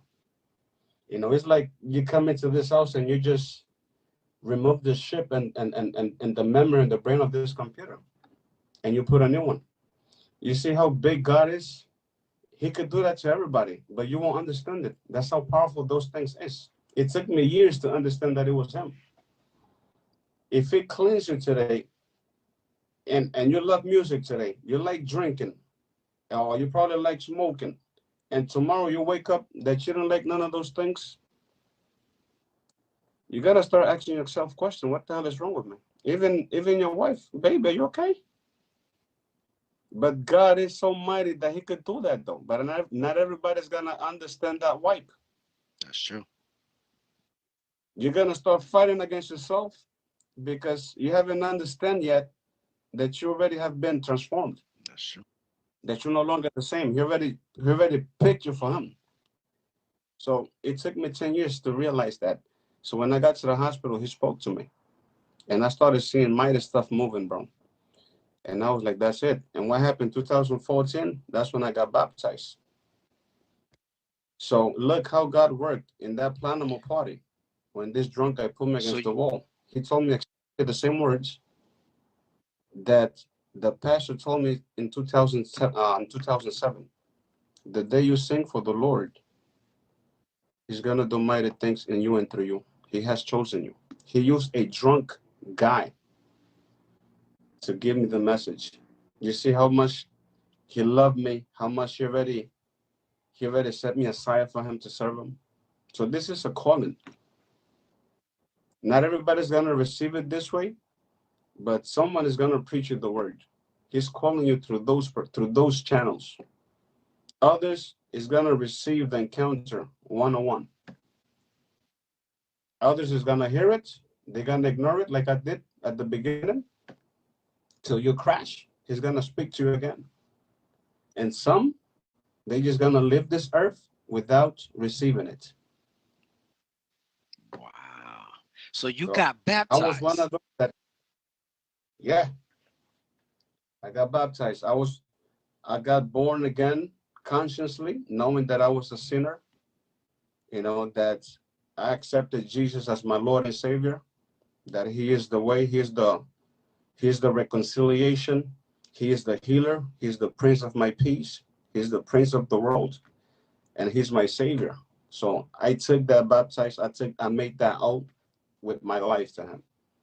Why? I saw so much from Him that I was ignoring for years. Because of His mercy, He let me live all the way through here to speak this reality that I live in the spiritual realm with Him in that encounter. No one told me this. I didn't read it from a book. But when I started reading the book, I started understanding what God did in me. So I had to go back to the source. I was like, you spoke to me. I saw the supernatural, but now I wanted to see where this whole thing comes from, what it means. And this is the way He behaves. God wants to save people, bro, from going to hell, man. It's people that don't want to let themselves I being know. saved. We think we are enough on our Trust own. me, I know because We think we are enough. We're good enough on our own, and we're I know. not. Look, I was in a good shape, physically speaking. All of a sudden, my body got ill, sick, and they never found what it was. That's just, Just like the way He allowed that to happen, that could have been my death. And where my spirit was going to go whew, in the presence. This is the things that the world doesn't understand. When your spirit leaves this body, you better worry. If you didn't make that choice alive, you better worry, bro. I'm not talking no, religion I here. trust me. I know, I understand because No. I kind of went through that and I ignored it. I was in the hospital. I was ready to go to the Honduras festival, Mm-hmm. and I didn't make it. I didn't make it to the Honduras festival. I was in the hospital for like a week. When was the sad part about it that I had to fight. Not only my mom's had to witness Yeah. me going to my mom to say, "Oh, Mom, I don't feel good. I don't know what's wrong with me," and collapsing right in front of the living room, right in front of her. And Yeah. she's like, "I'm gonna call 911," and I was like, "Don't call 911. I'll be all right. I got this. I'm gonna make it." I dropped. Like when I say I dropped, but the way I dropped, it felt like somebody was just, Had your back. yeah. Sustained you. I didn't. When I woke up, I didn't feel like my head, my neck, my back. I was in the ambulance. But matter of fact, before the ambulance, the fire department came, and when the fire department came, this one lady, all I was hearing voices from far, far. They asking my mom so many questions. She's like, "Yo, stop asking me questions to take my son to the hospital. Stop asking me questions to take my son to the hospital." Because of her voice, I jumped up out of nowhere and I was like, yo, mom, I'm good. I'm all right. And the lady was like, what the hell just happened? She didn't feel no pulse, nothing. She checked my wrist, my chest. She was checking all different type of. She Boy. was like, yo, I don't. She didn't feel no pulse for me to jump up out of nowhere just because I'm hearing my Yeah. mom screaming at them. I just jumped down. I was like, Mom, I'm Yeah. good. I was like, I'm good. I don't need to go to the hospital. Boom, I dropped again. Next thing you know, I'm hearing from far, we need to take this lady to the hospital. Well, So now I'm hearing that my mom needs to be in the hospital. So now there's two ambulances. So I get up again, like, Mom, you okay? Get up. I'm all right. I'm all right. I'm all right. I'm all right. I'm all right. I'm in pain. I can't breathe. I'm cold. When I say I'm frozen, and I'm not talking about the moving frozen. I'm like yeah. frozen. Yeah. And I feel. I'm like, Mom, I'm okay. I'm all right. Talk to me, Mom. Talk to me. Move your fingers if you hear me. She hears me. They're like, but sir, you need. I said, don't worry about me. I need to make sure my mom's is okay. Mind you, they took us to Bronx, Lebanon, and a concourse. Oh boy. Mm. On a concourse. This Yeah. was Tough. all over social media because when I got to Bronx, Lebanon, once I knew my mom was okay, this is how it doesn't make no sense. Once I knew my mom was okay, I was pronounced dead. Wow. Pronounced dead. My brother, my Hmm. sister didn't even got there yet. All I hear from far distance is Alex, get up in Spanish. Wow. Alex, get up in Spanish. And then I heard was Pedro, levantate. And I woke up because my middle name is Pedro. A lot of people don't know that. Now y'all know. A lot of people don't know that. Now y'all know. Say it You in know what I mean? English. Say it in English. Straight up. Like, Pedro, levantate. And I just got up. Like, I just got up. And I was like, Ma, you okay? She's like, yes. And then once she heard I was okay, they right away, admitted her to the hospital. She was fighting doctors. She was fighting nurse. She was like, no, I need to make sure my son is alive. I need to make sure he's okay. What are y'all doing to him? They put Yeah. what they call it, KKG, whatever. They couldn't even find nothing. Yeah. Nothing was wrong with me. Nothing. I was there. Same Nothing. way. They admitted me upstairs. My sister come. She's there. My older sister there. She's just like tears, upset. And the first thing I say was, I want to go to the parade. They're like, my sister's like, are you serious? I was like, yeah, I want to go to the parade. I'm good. I'm all right. Can I go? Like, I got to go to work. After the parade, I got to go to Fire Sundays. Because, at the time I was working with Bobby Cunders and Jabba, taking Yeah. photos for them. I had to be there on Sunday at the club before anybody. So I had to open up for them before they Yeah. come and take over the whole show. And I'm like, can I leave? Doctor's like, no. We need to run some tests on you to find out what was wrong with you. They didn't find nothing, nothing, nothing, nothing, nothing. When I say Mm-hmm. nothing, they didn't find nothing. They couldn't give me no needles. They couldn't give me nothing because they can't find nothing. Yeah. I can relate to that, Alex. And one of the things that I was feeling while I was when like when I was collapsing back and forth in those 3 times, every day like around 1 o'clock, there was a needle going into my chest, right here and here. And there was a time since I started becoming more familiarized with spiritual war because you're fighting an enemy that you can see physically, but he's always there around trying to torment your life, your mind, and break your body, because he don't have access to your spirit and your soul. Only God can touch that. The only way you can give the enemy your soul, if you basically hand yourself to him, like a lot of people are doing today. They surrender their soul to the prince of this earth, which is Lucifer, Satan, for the benefit of temporary benefit of the earth, which all those things has his tough end, sad ending. But there's a price for those type of people to pay to stay with those temporary benefits, and they give them the access. Everything that we do in this life, even in the spiritual realm, we have to give God access, and others give access to Satan. That's their God. Those are the guys that they worship. It becomes a cult of darkness. But that day when I was praying at work, I started rebuking the devil, bro.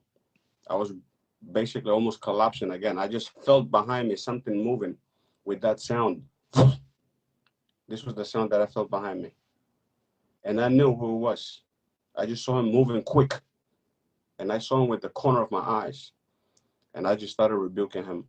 I had a lot of dreams of the way they look, God just allowed me to see it, the way they manifest. They are real. They're looking for a body to dwell in.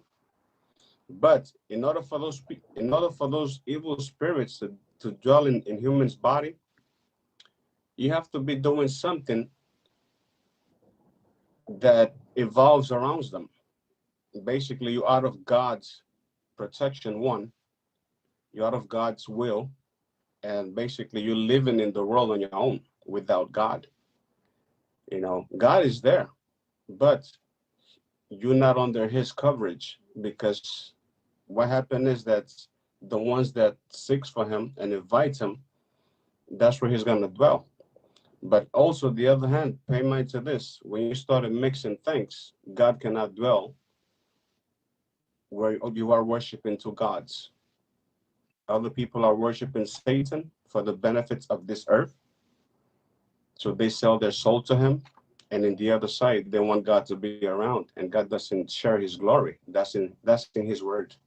He don't share his glory with nobody.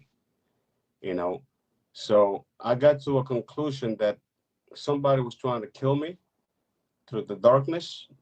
You can call it brujeria or witchcraft. I experienced that. I know how that feels. I smell it when it's being done to me now. God gave me the discernment to smell it. I could dream it when it's being done to me, but it cannot touch me. I could say with all conviction, it cannot touch me. Even the person that tried to kill me once, that witchcraft guy told her, "You cannot touch that kid." And she asked him why. He has 3 angels around him. Why? Because he has a mother that prays for him every day at 4 o'clock in the morning. She's on her knees praying to God. And look how big this is. Even in witchcraft can see my angel. I know. And a lot of the times, the people in church cannot see your own angel, and they're supposed to be spiritual, because they don't know how to use the spiritual tools that God already gave us to use. And if you started telling them these things, they're going to look at you like you're crazy, because they don't understand the supernatural. So this is my advice to Garinagos. And one of the reasons why we are stuck, my grandmother was from Trujillo. My grandmother had to live Trujillo in the 60s to come to La Boga. And she told me the story. It was a lot of witchcraft, garifunas, killing garifunas to brujerias. So a curse that we have, that we carry on from generations. And it still keeps on. And it's still happening. So when do you gonna see progress? If you have a percentage of women and guys killing another brother through darkness. Yep. This brings, you know what this brings? It's not a blessing. These things bring curse. Generational curse. Stay away from those things. Garinagos needs to stay away from those things. These things is not godly. It's not healthy. God disagrees with those things. He said it clear in his words. Those are not from him. That's not his spirit. They say we worse than Haitians. You know, you, Could be, a could be. Haitian lady, a OG, told me that. I went to Florida at the time when I was living in Fort Lauderdale. I don't know her. She don't know me. I'm at Waffle House, minding my own business. Yeah. Where you come from, you worse than us. You talking to me? Yeah. Where you come from, y'all worse than us. And I'm Haitian. And she Yeah. started saying all this, and I'm like, I ain't paying her no mind. And everybody stopped and just looked at me like, what's she talking about? I was like, I don't know what she's talking about. You know exactly what I'm talking about. You Yeah. protective. That's why you always by yourself 24/7. I ain't paying her no mind. You don't think I don't know who you are? A lot of people envy you for no Mm-hmm. reason because you move the way you move and you smart about it. And I started laughing. I started eating my pancakes like, oh yeah? And I was like, oh yeah? And where I come from? She's like, you're Garifuna. What part? Because we big. What? Your great grandmother was born in Honduras, but Mm-hmm. raised in Guatemala. Wow. You're mixed. And your father, you know what happened to him. You know exactly what happened to him. He didn't just die in prison just like that. I didn't eat no more.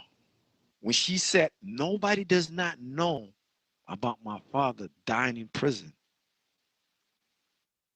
That's deep. I stopped eating and I walked out. I walked out.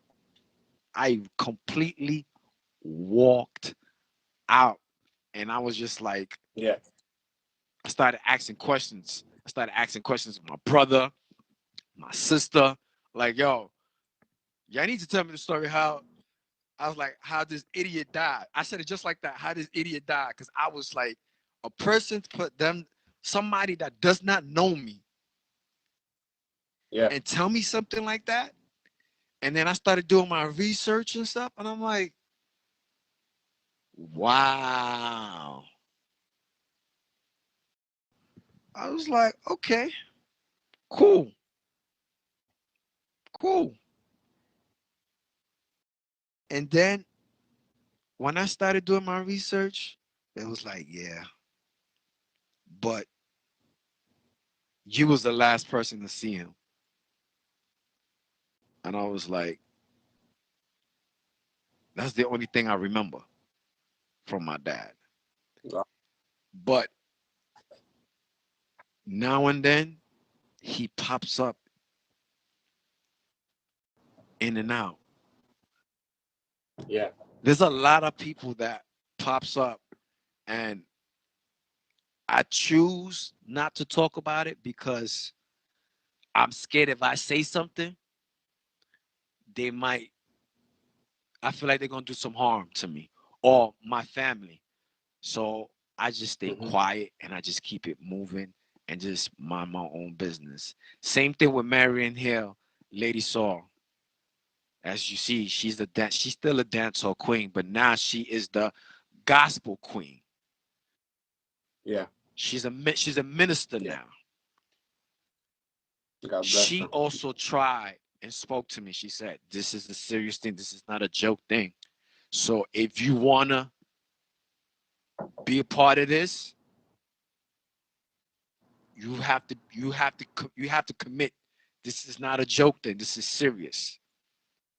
It is. It's very serious. It is. And I It's had real. to think about it. I was like, I'm like, yo, I don't know.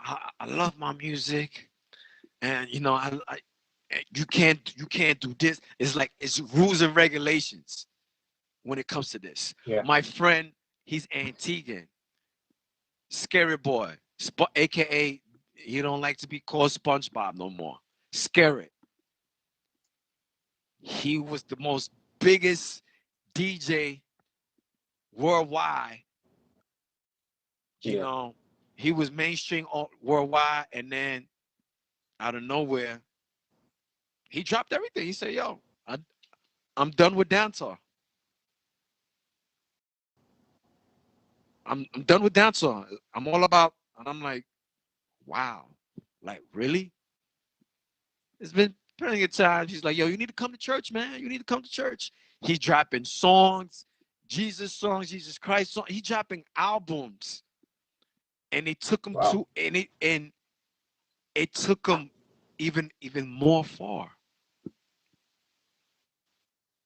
And you know what's the good thing about that? That message is delivering spirit of power, because God's word, it's power, and it's also spirits. Just like world music, there's good world music that's decent and clean, but there's also a cult behind the music Mm-hmm. industry that panic, that's worshiping Satan Mm-hmm. through music, and the people that are buying those music don't even know, because they don't have this spiritual discernment to peep what's moving through those type of Mm-hmm. music. Because written in the Bible, and it is clear, the devil came to lie, to steal, and to destroy. So he's not gonna present a lie to you that looks ugly. Everything that the devil is gonna present to you looks beautiful.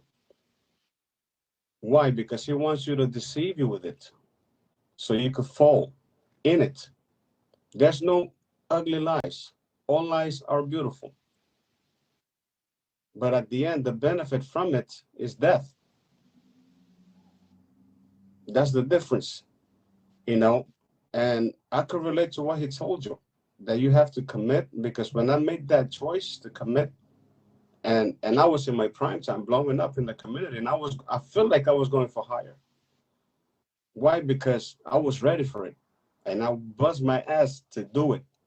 I was ready. I worked hard for it, and I was like, this is it. This is gonna change the whole Garifuna market. And that's why he was like, that's it. He drew the line. That's it. The last time the Lord spoke to me was in a party. I was supposed to do 10 songs. I ended up doing two and I left. When I got here, I just got on my knees, man, crying like a baby. And that's when he spoke to me again. I already have chosen you. You no longer belong to the world. You belong to me. I heard that voice clear. Wow. So what happened? That was 2013. And when I went back home, that's when I got baptized. I didn't even get baptized in my church, because the Spirit was basically confronting me daily, daily. So when I got baptized that day, when I asked my cousin's pastor if he was available, that day my chest was being compressed. I couldn't breathe. And I was listening to that voice loud for 6 months in my ears. You need to be born again, Eddie. You need to be born again. That was the word that I was hearing for 6 months. You need to be born again. And I was like, man, I know it's you, but stop. I was like this. It took me a lot of time and to let this go, because we love this. This is what Yeah. we do. You know, it's not easy. I know. God knows it. But I was like, I got to make a choice. I already got out of the hospital. I already promised that I wasn't going to look back. And he still let me gig 4 times. And that was the last. So when I got back home, I made the choice. I was like, look, I need to be baptized.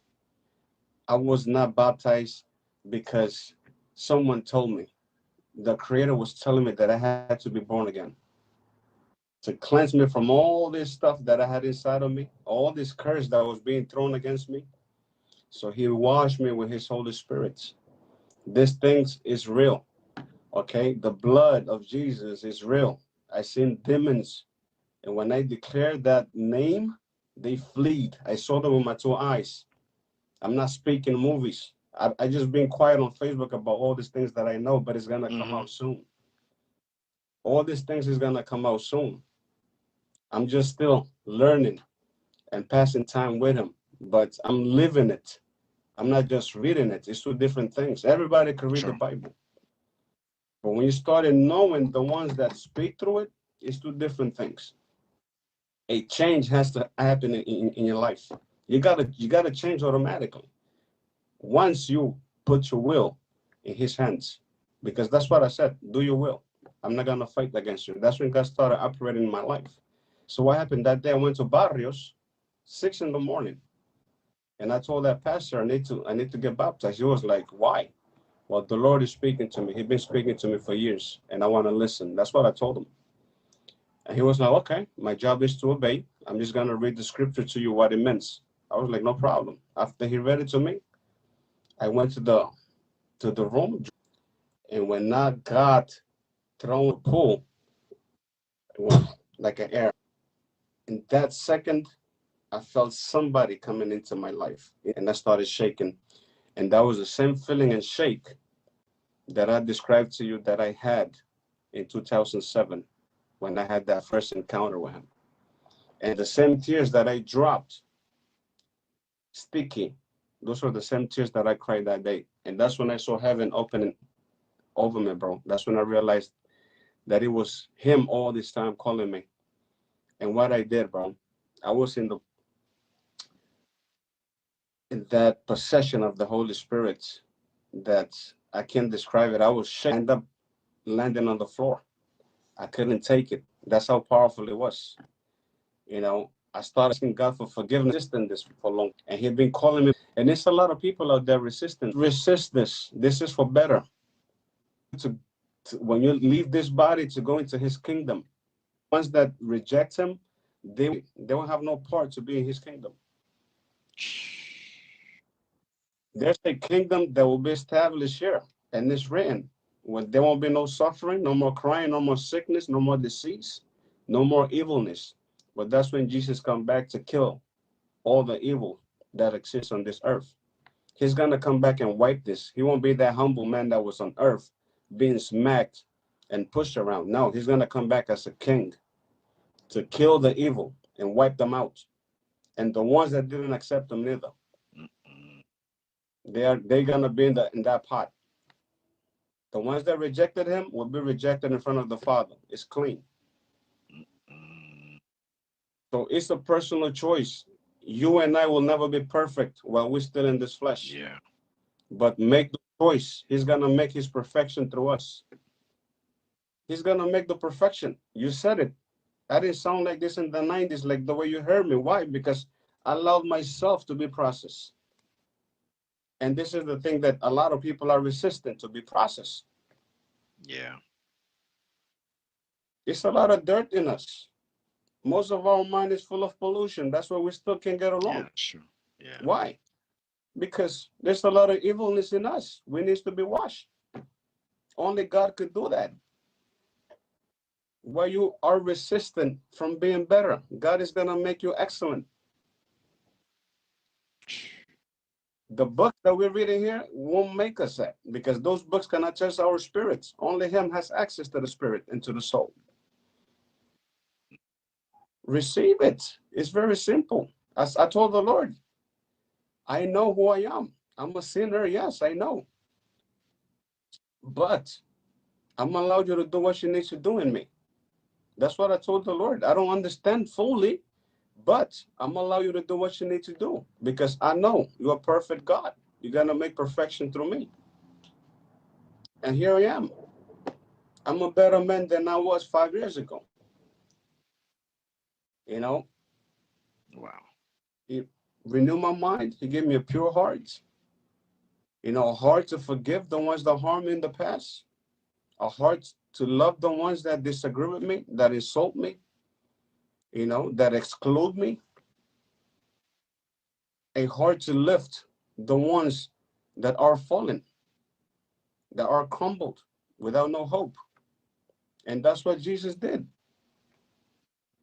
He came for the rejected ones. for the sinners, for the imperfect people like us.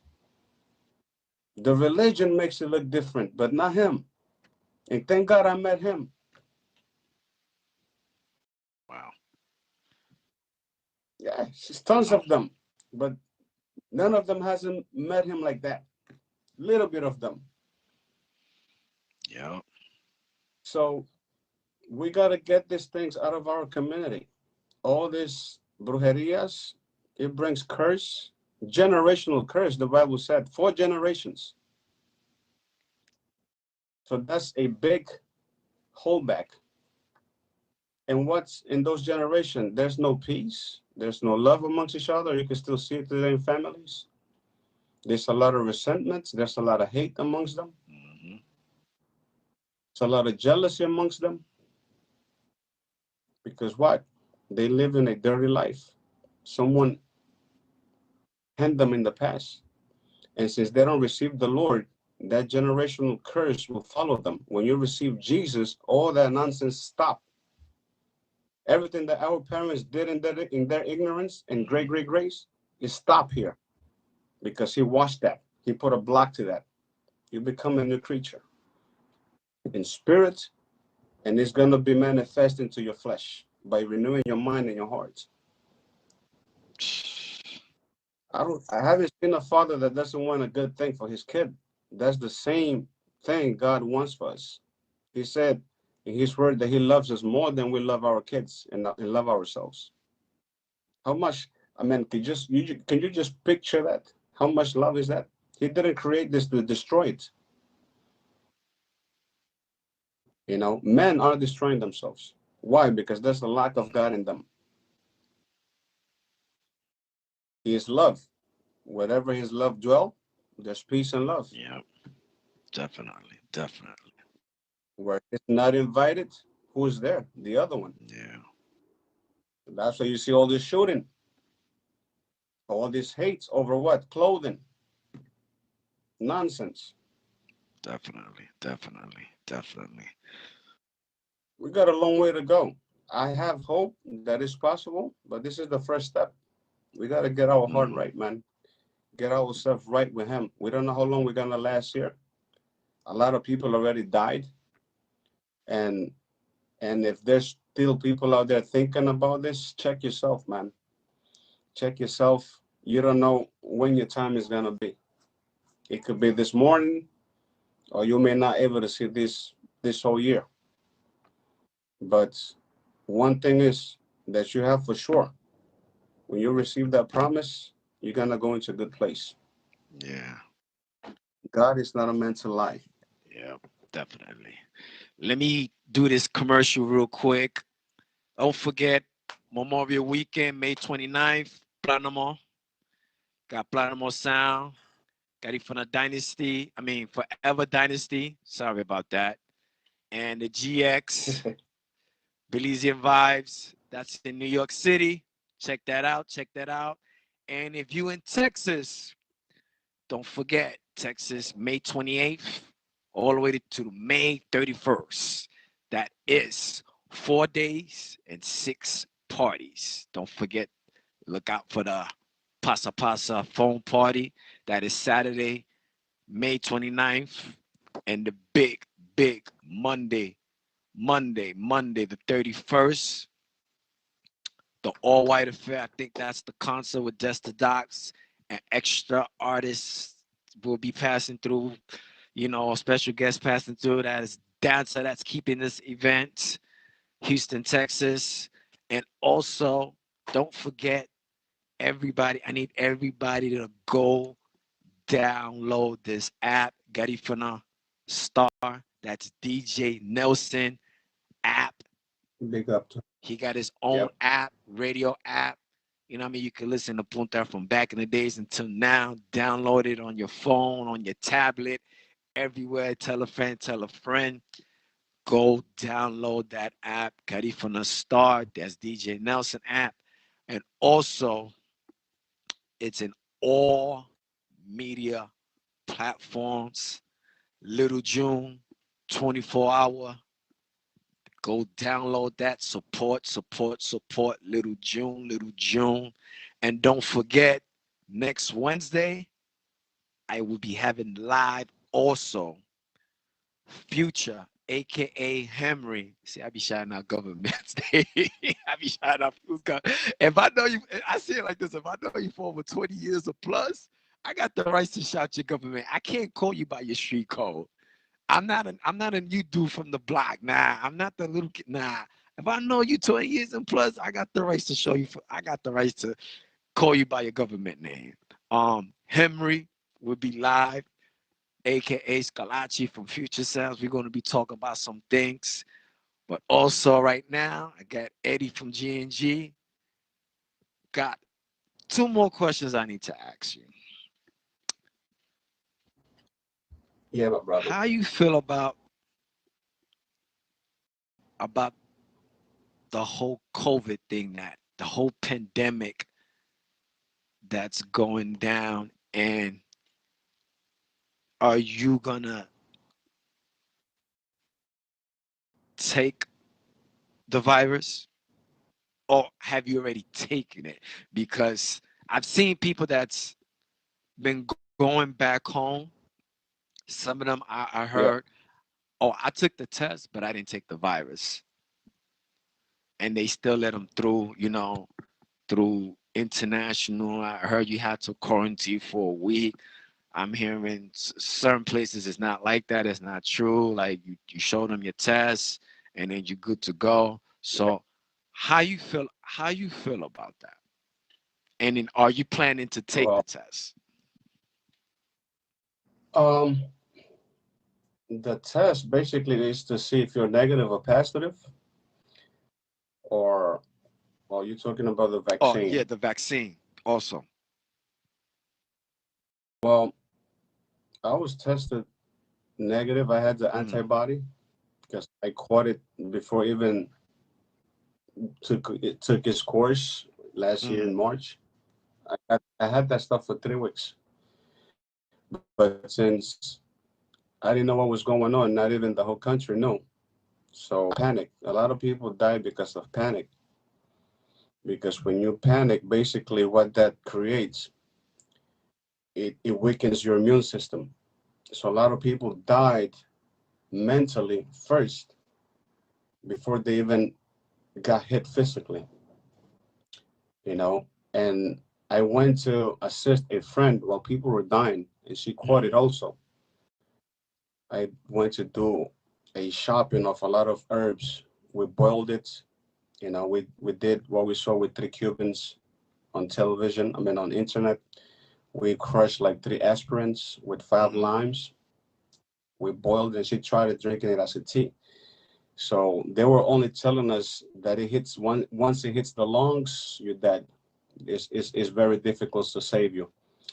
So I got someone that works in one of the private hospitals in New York. They works next to the scientists. At the end, what were killing a lot of people was the blood clots, because the blood was being thick. The COVID made the blood thicker, so there was not enough mm. oxygen going into the heart. So the heart was not pumping oxygen into the brain. So a lot of people died over because of the heart attack or stroke. But the majority was more concerned about the lungs. But this is the thing that they didn't know then, when it was happening. So the only thing I can tell people, keep drinking your vitamins, because I was there when Mount Sinai scientists told my friend, it's nothing we could do for you. Your body gotta fight it. And you're talking about experts. You know what I'm saying? Your body gotta fight it. Just relax, lay down, get some rest, and may God be with you. I heard it. So I'm the one that I believe in natural stuff first before chemicals. And I'm not gonna take the vaccines for the simple fact that they're not telling us the Mm-hmm. ingredients, and um, they're not also basically announcing the side effects of the ones that are passing, and others after vaccines they still caught it, and still once you get the vaccinated you still got to use the mask, so that's still destroying your lungs somehow. Mm. So I just don't see the point of me taking the vaccine and I'm still got to wear a mask. You know what I'm saying? So, and my two sisters work in emergency, they said it. They just told them that if you take the vaccine you cannot do no breast test for 6 months. So what's in that vaccines that prevents that? That they're not telling us. I feel like it's half of information, and I just hand myself to my creator, man. You know, try to be aware as possible and careful as possible, and protecting myself, not to be too much in the crowd. If I don't need to, I just go to work, church, and I come home, go see my mother, you know. But if you don't need to be out there acting like things is normal, don't be. You gotta be wise. You gotta be wise. Really, right now, I don't have to be in a party, you know, but for those that are going, just protect yourself, wear your mask, you know, and do it for the sake of the others, and for your own life, because at the end, you don't want to take these things home, especially if there's an elder person in your house, you know, they might it might take them down right away. Their immune system is not the same as ours. But I'm not gonna take it till I see more studies about it, you know, and more transparency. There's not a lot of transparency about these vaccines, and it's crazy that as soon as you started mentioning these names, it just triggered their data, and all of a sudden their commercial pops up on your complaint about the vaccine. So that means there's a lot of things going on in this country and in the world that is becoming to light. You know, it's becoming clear that we are being watched. They want to control us. They want to destroy us. How is it that someone, a citizen, cannot express how they feel? I never seen that in my Mm. life on Facebook. As soon as you speak something about the vaccine, right away. Just like when Biden got elected, and if you pro-Trump, right away it kicks in. Mm-hmm. How come social media is backing these things up? Why they feeding us with these things? And when you speak your mind, they quick to block Mm-hmm. you with it. Why is that? What you hiding that I can't, you know, speak my own thoughts about it in a country that's a democracy? What is the problem? So that tells me that there's something hidden behind all these things. Why you imposing it through television, social media, and as soon as you speak up your mind, they right away they just throw that logo in there that the vaccine is this, praising the vaccines. So it's not 100%. If I die, it's my time. That's just the way I look at Right. it. You know, I cover myself with the blood of Jesus daily, and as soon as I walk out of that door, it's me and him. That's it. But I'm not gonna put that stuff in my system. In a couple of years from here, something else could just pop up in your whole system, and they won't be able to control it because the effects of that stuff. And I don't believe in that is gonna be cured right away. That is gonna be they're gonna find a cure for this in months. Something is up, Yeah. bro. Something is Yeah. up. So it's on everyone to make their own decision about it. But I'm not gonna inject this stuff in my body. I'm good like this. If I leave, then it's my time. Because even with the vaccine on, if you gotta die, you're gonna die, man. With the vaccine in your body. And they're trying to use the jobs to feed you with it. Oh, it's gonna create more safety. It's like this is a Mm. dictatorship, man. This is not democracy. You're not telling me to go do it or force me to do it, but you're reminding me every day through emails that you did it. You know, how you gonna do it? It's gonna bring more safer environment into the Mm-hmm. business. They telling you sweetly, very nicely, but I'm not afraid.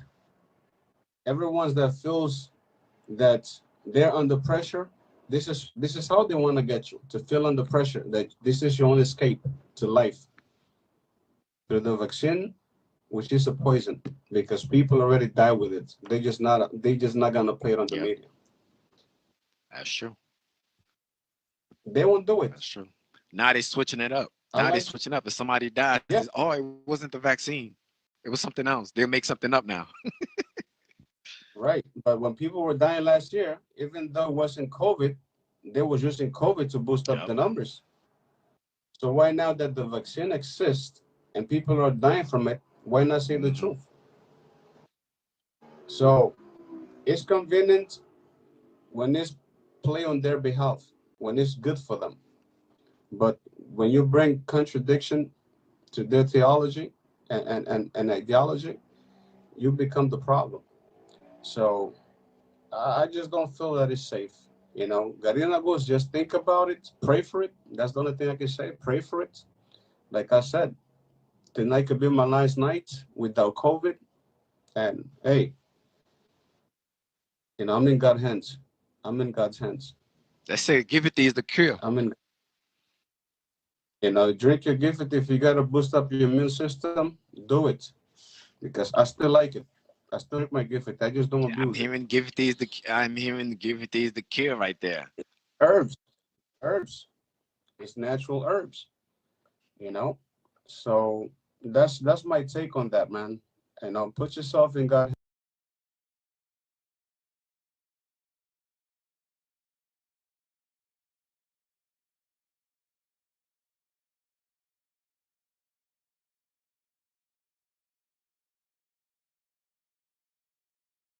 hands. We all Hmm. need them. We all need them every day, you know. So we are here because of His mercy. Other people didn't wake up today, and as we speak, people are dying. So only God has the control of the breath of Yep. life. It's not man. Scientists are limited, as we can see. This whole thing showed man that man is nothing and nobody. God has the control of everything. Otherwise, people wouldn't be dying like chicken. Yeah, that's true. So do you So believe? So how do you feel about elderly people taking the vaccine, and then some of them are living through it, and then some of them are kind of not making it? it is tough. It is tough because they already told them that they are quicker to disappear, to die, if they catch it at that age. So that's one of the ways for them to get to their mind and believe that. You know, at the beginning, what they said last year, it don't hit kids, Yeah. right? They said that this type of stuff don't affect kids. Well, what happened? Kids Hmm. started dying. So people still want to believe what they said, and they make mistakes. They are human beings. They are not God. Kids didn't die, and all of a sudden, kids and teenagers were dying. At the beginning, was elders, people with pre uh, physical or medical condition, and all of a sudden, healthy people start dying. So how would they describe these things? Healthy people and young. True. True. It's True. man-made, bro. Do you believe? This Do you thing is, believe that we're being set up? of I, course, this is a reset. This is a reset, bro. Rich died, poor died. They know what they're doing. They're already killing us through food, but this was a faster way how to do it.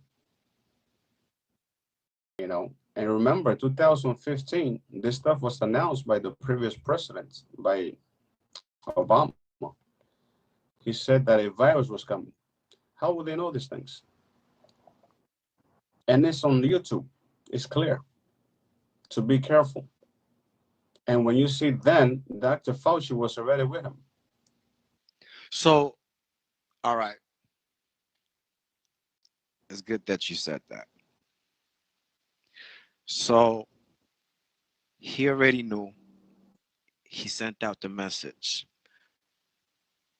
So do you believe? So that means, correct me if I'm wrong. So without even us voting, you telling me that Trump already won? And that's the reason why this virus was released because of him. Because that you're not the first person that said that to me, and to this day I'm still thinking about it. So basically, if Biden would have won after Obama, that No, means, if oh yeah, Hillary would won, Hillary. if Okay, yeah. it wouldn't be released, maybe it wouldn't be released. Probably it probably wouldn't be released because this guy, he was not with their agenda. He's not part of the global agenda. It's not defending him, but when someone already is marking the line of where they stand and they're making their message clear and they stick to it, then that means that person is gonna sustain his word and his poster. You know, he already marked where he's standing with this whole thing. He was not part of them, so they didn't like the idea that he was not with the global agenda. He's not a globalist, and I believe that no president should be a globalist. You gotta be the uh, basically the leader of your own home. You cannot let people to come and dictate stuff in your house. You know, sacrificing your citizens, or having these people come in and do studies on your citizens. Because I'm telling you stuff that has facts. Because when was it, in 2013? I was in Guatemala. No, 12. I remember during Obama's time, they were trying vaccines on Guatemalan prisoners, and 10 of them died. And you won't listen to those things. You won't see those things in American media, you know. And what people don't understand is that these people elect who they want to put. But this guy, they didn't elect him because none of the parties liked him. Till today, they still ask themselves who elected him. It wasn't none of them because none of them like him. Till today, they hate him. But one thing he did, he destroyed what was already established inside and the agenda that was coming after this whole thing because he was not down with it. So what happens if you get into the White House and you're not down with the big boys, with the old boys, and you're trying to switch things up? You're gonna become an enemy because everything is there. It's already a script. You know what? The people that's controlling these people are someone in higher power. They just puppets in Congress. They tell them what to do. Just the lobbyists are our evidence that they put money in all these people campaigns. This is not new. But what happened when you get elected? The lobbyist tells you what to do, and the lobbyists are part of the global agenda. It's a whole posse. It's not one person. Talking about elites, powerful people. So what happens? Congressmen have to be a puppy. In front of us, they act like they are looking out for us, but little bit of them does that, not all of them. Most of our leaders, as soon as they get sponsored by these people, they done. It's no longer their agenda. It's theirs. Same thing in Latin America. Who's putting the precedents? It's not the locals, it's the deep states. Wow. Yeah. Wow. So that's forcing people to migrate to America because they put in precedent that they didn't elect. So what happens? This things brings violence, division, chaos, and those are the things that they want to create. But since they own the media, they come out on the same media and tell people that they're on our side, but they're not on our side. They know what they're doing. They shifting things. They shifting things, and this is what they do best. You know. But those things you have to analyze it not only on the political side, but through history and evidence. It is the same behavior. He hasn't changed.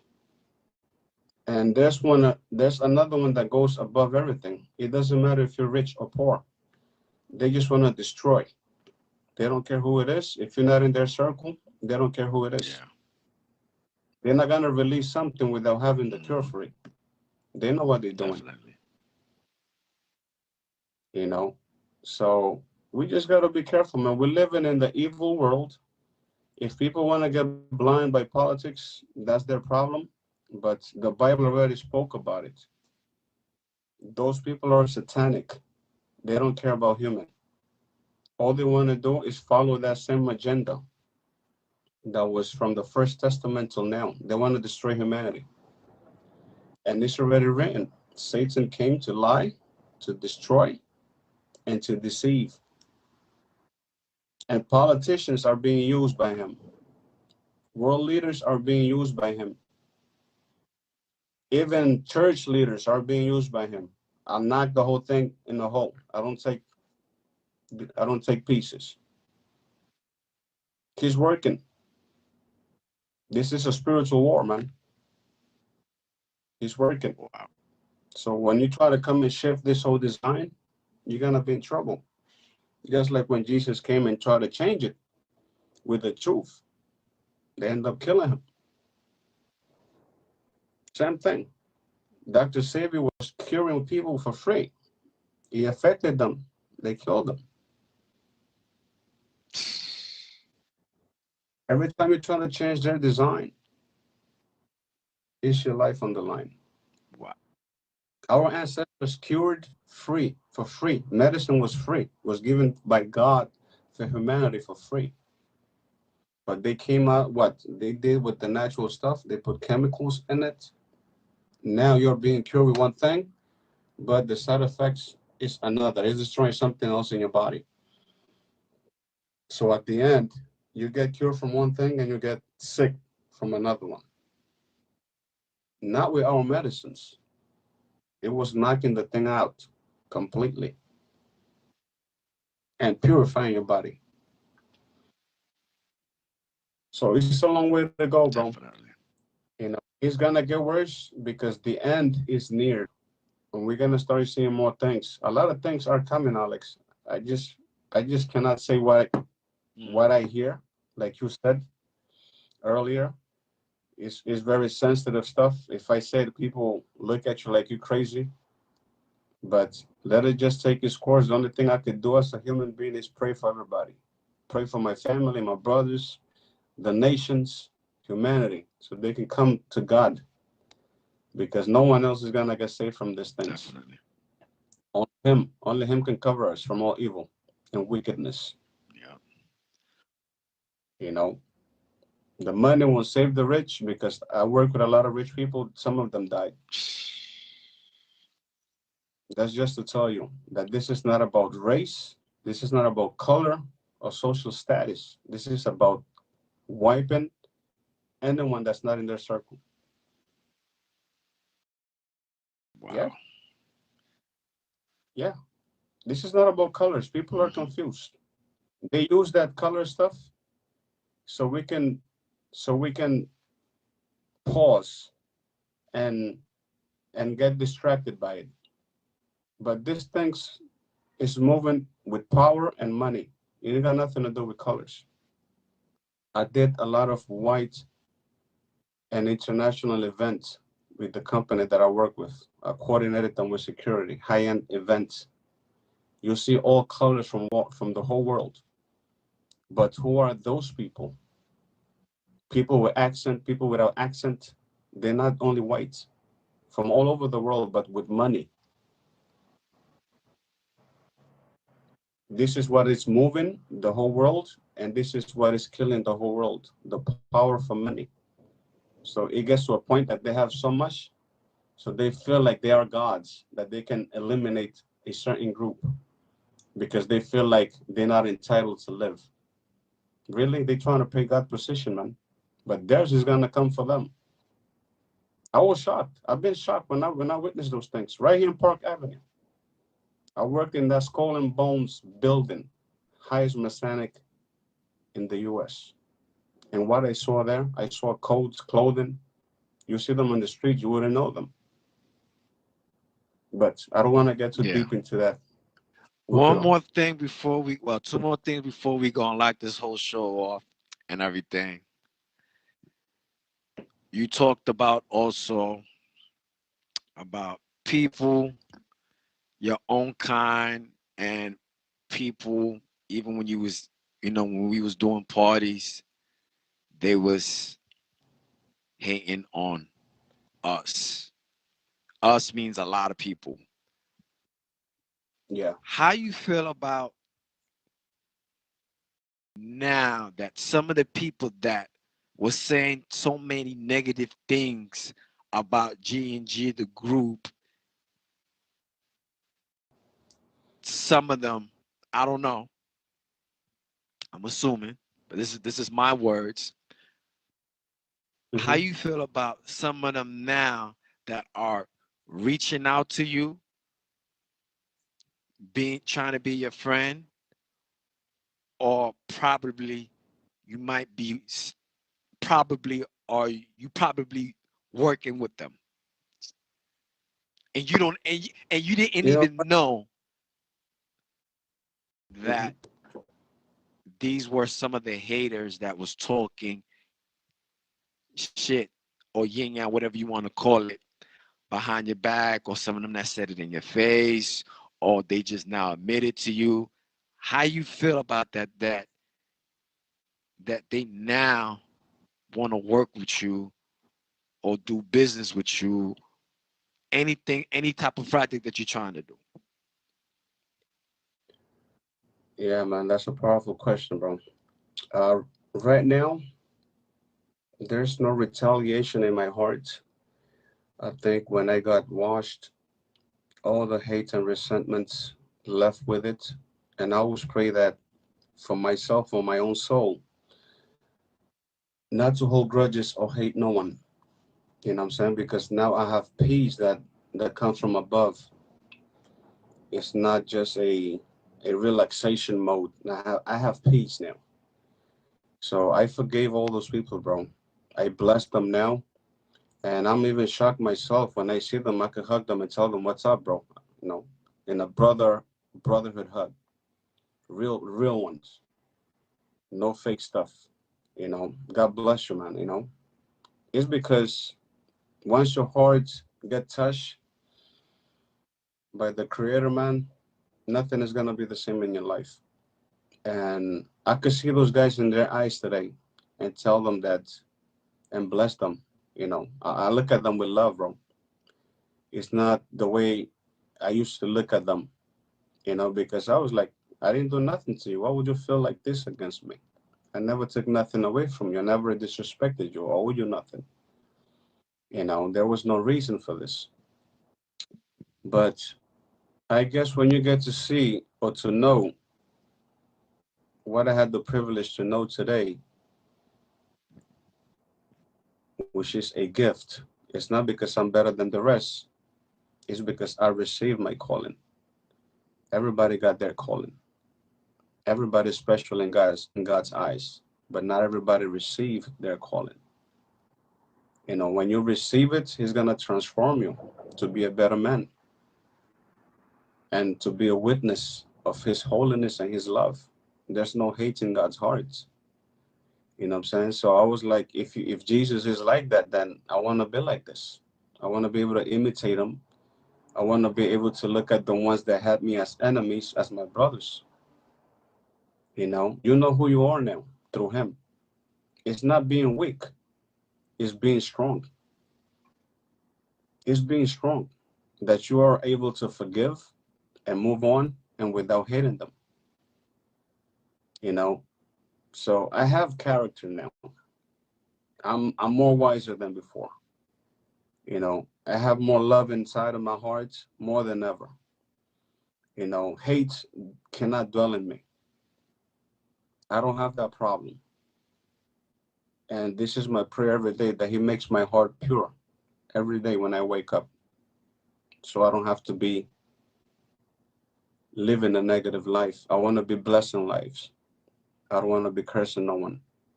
Cursing comes back to you. But when you bless, more bless is gonna follow you in abundance. Always. Everywhere you go, there's gonna be doors open. You're gonna find grace in front of the eyes of men. But when your heart is dark, your success is limited. Even when you have it, there's no blessings in it because you're not right. There's no righteousness in you. It doesn't matter if you're driving the most fancy car, you got the best house, but when your heart is not right, there's no way you're gonna enjoy those things, man. That's why a lot of people keep wanting more, seeking Mm-hmm. for more, because none of those things can fulfill them. It's that's the evidence. Yeah. That's the evidence. It could be money, it could be women, women looking for guys, it could be pleasure, a different type of pleasure, but none of those things is gonna take God's place. Yep. Definitely. You know what I'm saying? But I bless them from my heart. I really bless them. I speak to them, and I'm even shocked myself that I could be in the car with them and love them and speak to them as a brother and give them advice of what I'm learning and know, and also learn from them. You know, and that's the way it should be. Like I was telling you, a brotherhood thing. Because if we all fall on that same page, this whole movement is gonna Mm-hmm. go up. Because I care for you and you care for me. You got my back and I got your Yep. back. You know, it's no longer about me. Yep. And it was never always about me. It wasn't always about me. I was always the guy to sacrifice. You know, I'd rather see you good and I take the pain for you. That's the way I always been.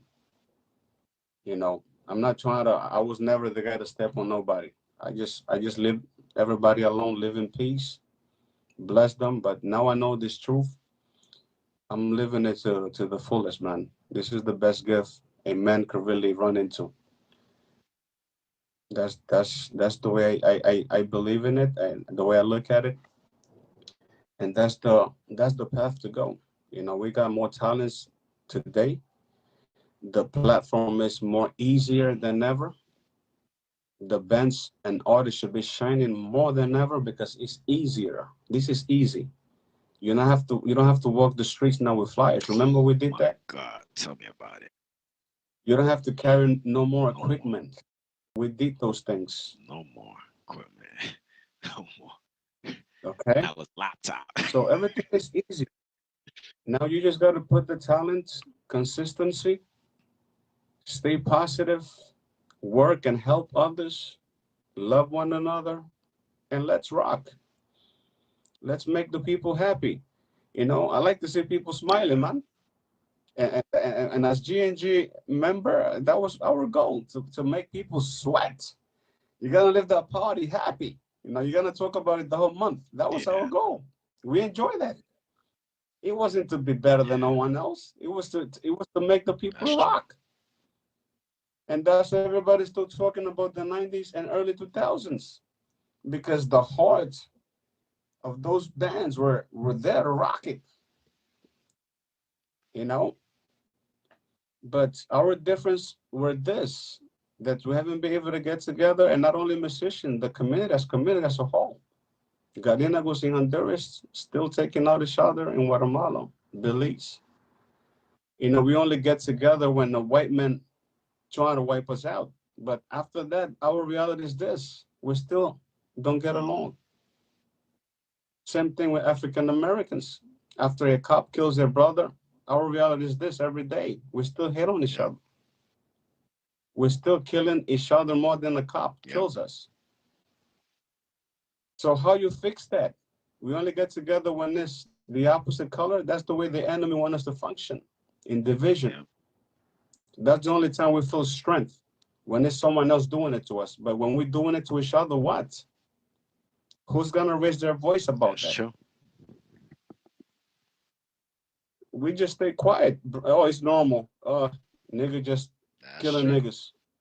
Nah, man, that's Yeah, not that's not normal. normal at all. That's not normal. We are us. That's Mm-hmm. us. It shouldn't be happening.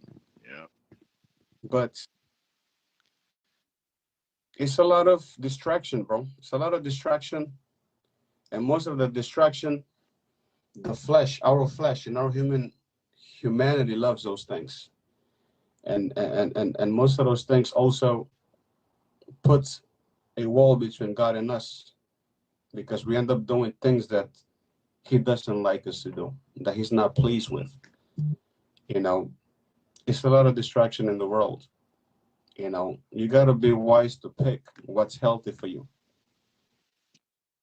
You know, even if you're still out there struggling with the industry, do the right thing, live righteously, Yep. find your own peace.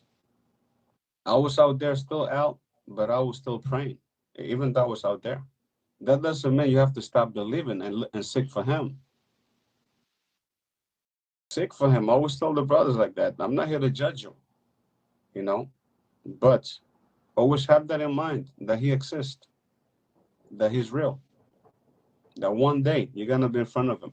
Yep. That's true. So we bless everyone that been listening. Thank you for the opportunity. It was a nice chat. We learn a lot. Definitely. We vibe naturally, and this is what makes it so beautiful and special. You know what I'm saying? I'm just gonna continue praying for our community, for our people, for our families. You know, God renew us from top to bottom in spirit and soul and mind and heart, so we can all be one. That's the only time we can be one, when we all aim at the same thing without negativity and hate. You know, so may God bless everyone that's listening, and His peace rest on each and everyone. In Jesus' name. Definitely. And let the people know where they can follow you, where they can, you know, find your music on iTunes and, different type of platforms. You know, if they, have any type of questions where they could reach you at, just the floor is, what I mean? This is your show, Yep. so, give them, give them your platform. Thanks. Before that, I want to big up Stone, Icy, Platinum Sound, Little June. My boys, we rock together. We made a lot of history. And something is coming out soon with Little June. We did a remix to two of my songs from The Struggle. And I'm on Facebook. I'm on Instagram also. I'm on YouTube as Eddie GNG. Feel free to subscribe and to follow. A lot of good music is coming out soon. And I'll be dropping the album summer, God willing. And I also have cultural music coming that I'll be doing with some God different artists. We're gonna educate the people, unify the people through music, and we also gonna bring a lot of good positive vibe into the community. We're gonna unite the community, starting with the youth. And teach the world that and ourselves that we can make this happen. We can make the change. We can make the change. I believe that we can make the change. It's in our hands. In our generation, we got to make that change. So new music is coming. Listen to the lyrics, connect. And my purpose here is not to judge you. It's just to present the one that did the miracle in me. And He's willing to do it inside your heart if you allow Him also to do it. He's willing and capable. I'm not that special. So you are also special. So, but it's your will that He wants in order for Him to operate. That's the only way you're gonna see God's glory in life. When you say, "Here I am, do your will, do as you please," that's when you're gonna start seeing things shifting, and He's gonna make you a new man, a better man. I promise you that, man. It's gonna be a better man. It's not gonna be the same one. All the flaws that we have that no one knows, only Him knows, those things is gonna be removed, bro. All the insecurity, if there's hate, poverty, spiritually and physically, God is gonna remove all these curses out of our lives. He wanna bless us in abundance. Definitely, definitely. Thank you, thank you, thank you, thank you. And shout out to Jackie, because since I started this, I started this doing interview with different Getty from the people, she's been supportive. So shout out to Jackie. You know what I mean? Shout out to you. Follow me on every God yeah, bless. God bless you to her. Definitely. You know, thanks, Ed from G&G. It's a pleasure. We still got Man. more to talk. When I get back to New York, we're gonna do another interview. Yeah, I'll bring my camera. We talk. We vibes up. You know what indeed, I bro. mean? God time is perfect. God time is perfect. We spoke about this, and look, it's Yeah, happening. So let's support Garifuna music. You know what I'm saying? Let's keep supporting our brothers. They need the strength. Promoters respect their price, motivate them hmm to be better, and also honor their hard work. All right, that's how the musicians basically remains once they know they're being appreciated.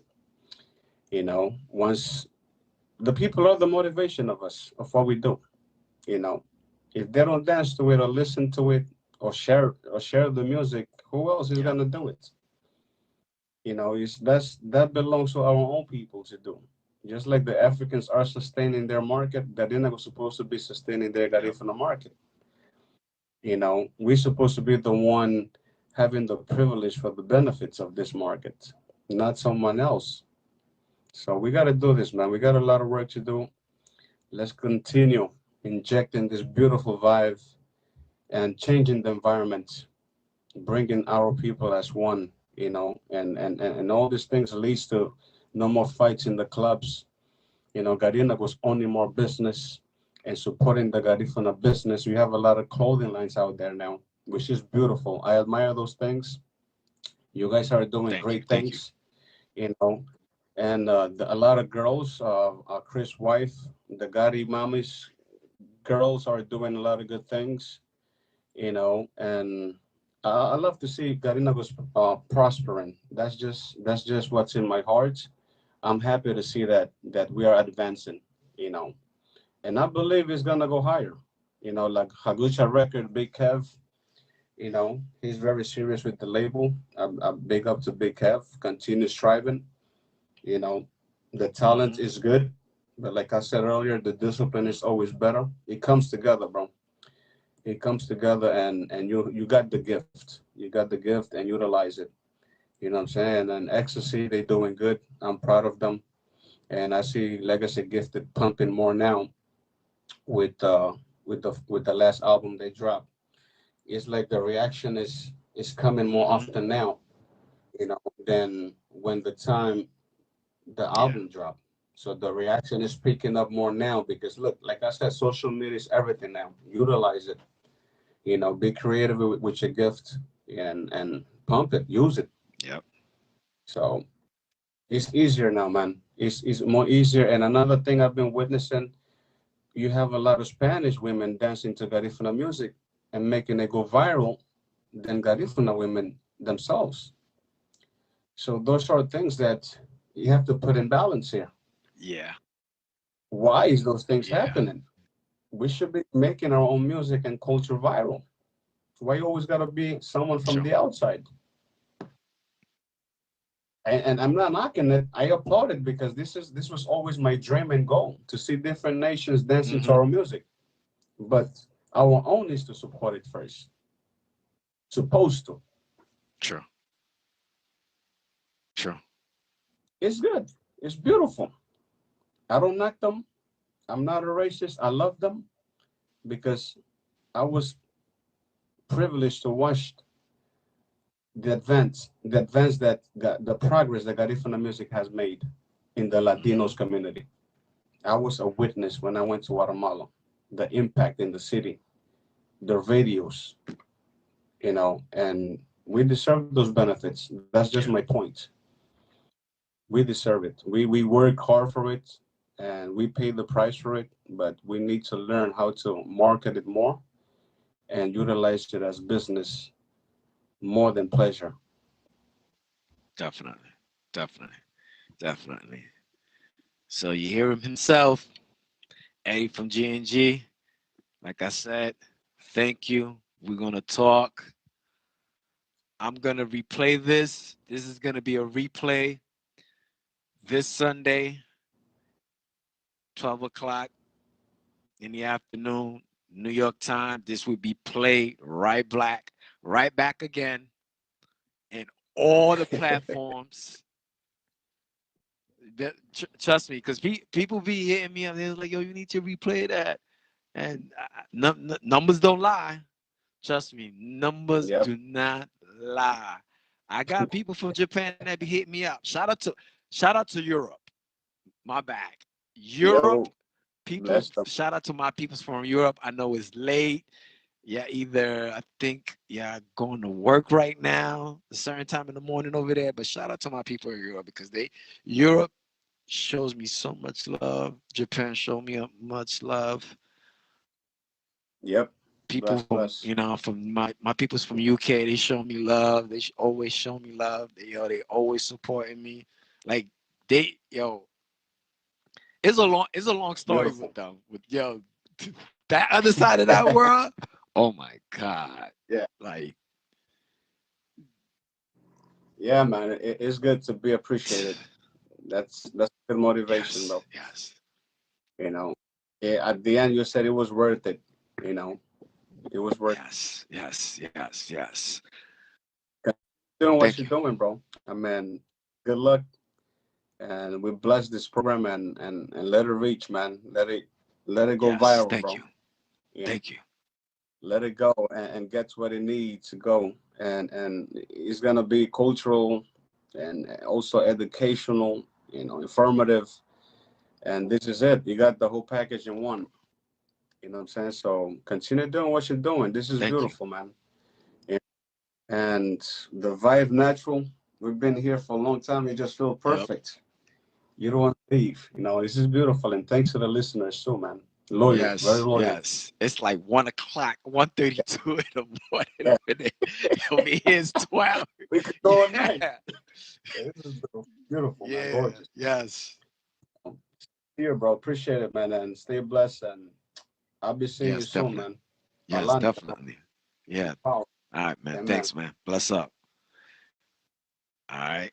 So like I said, y'all, thank you for tuning in. Don't forget, next Wednesday, Cinco de Mayo, I probably have Future play some music. And so, but each and every Wednesday, you let me know. Hit me up on my message. Message me. Who should I interview next? Message me. I, you know, I'm not scared to reach out to nobody.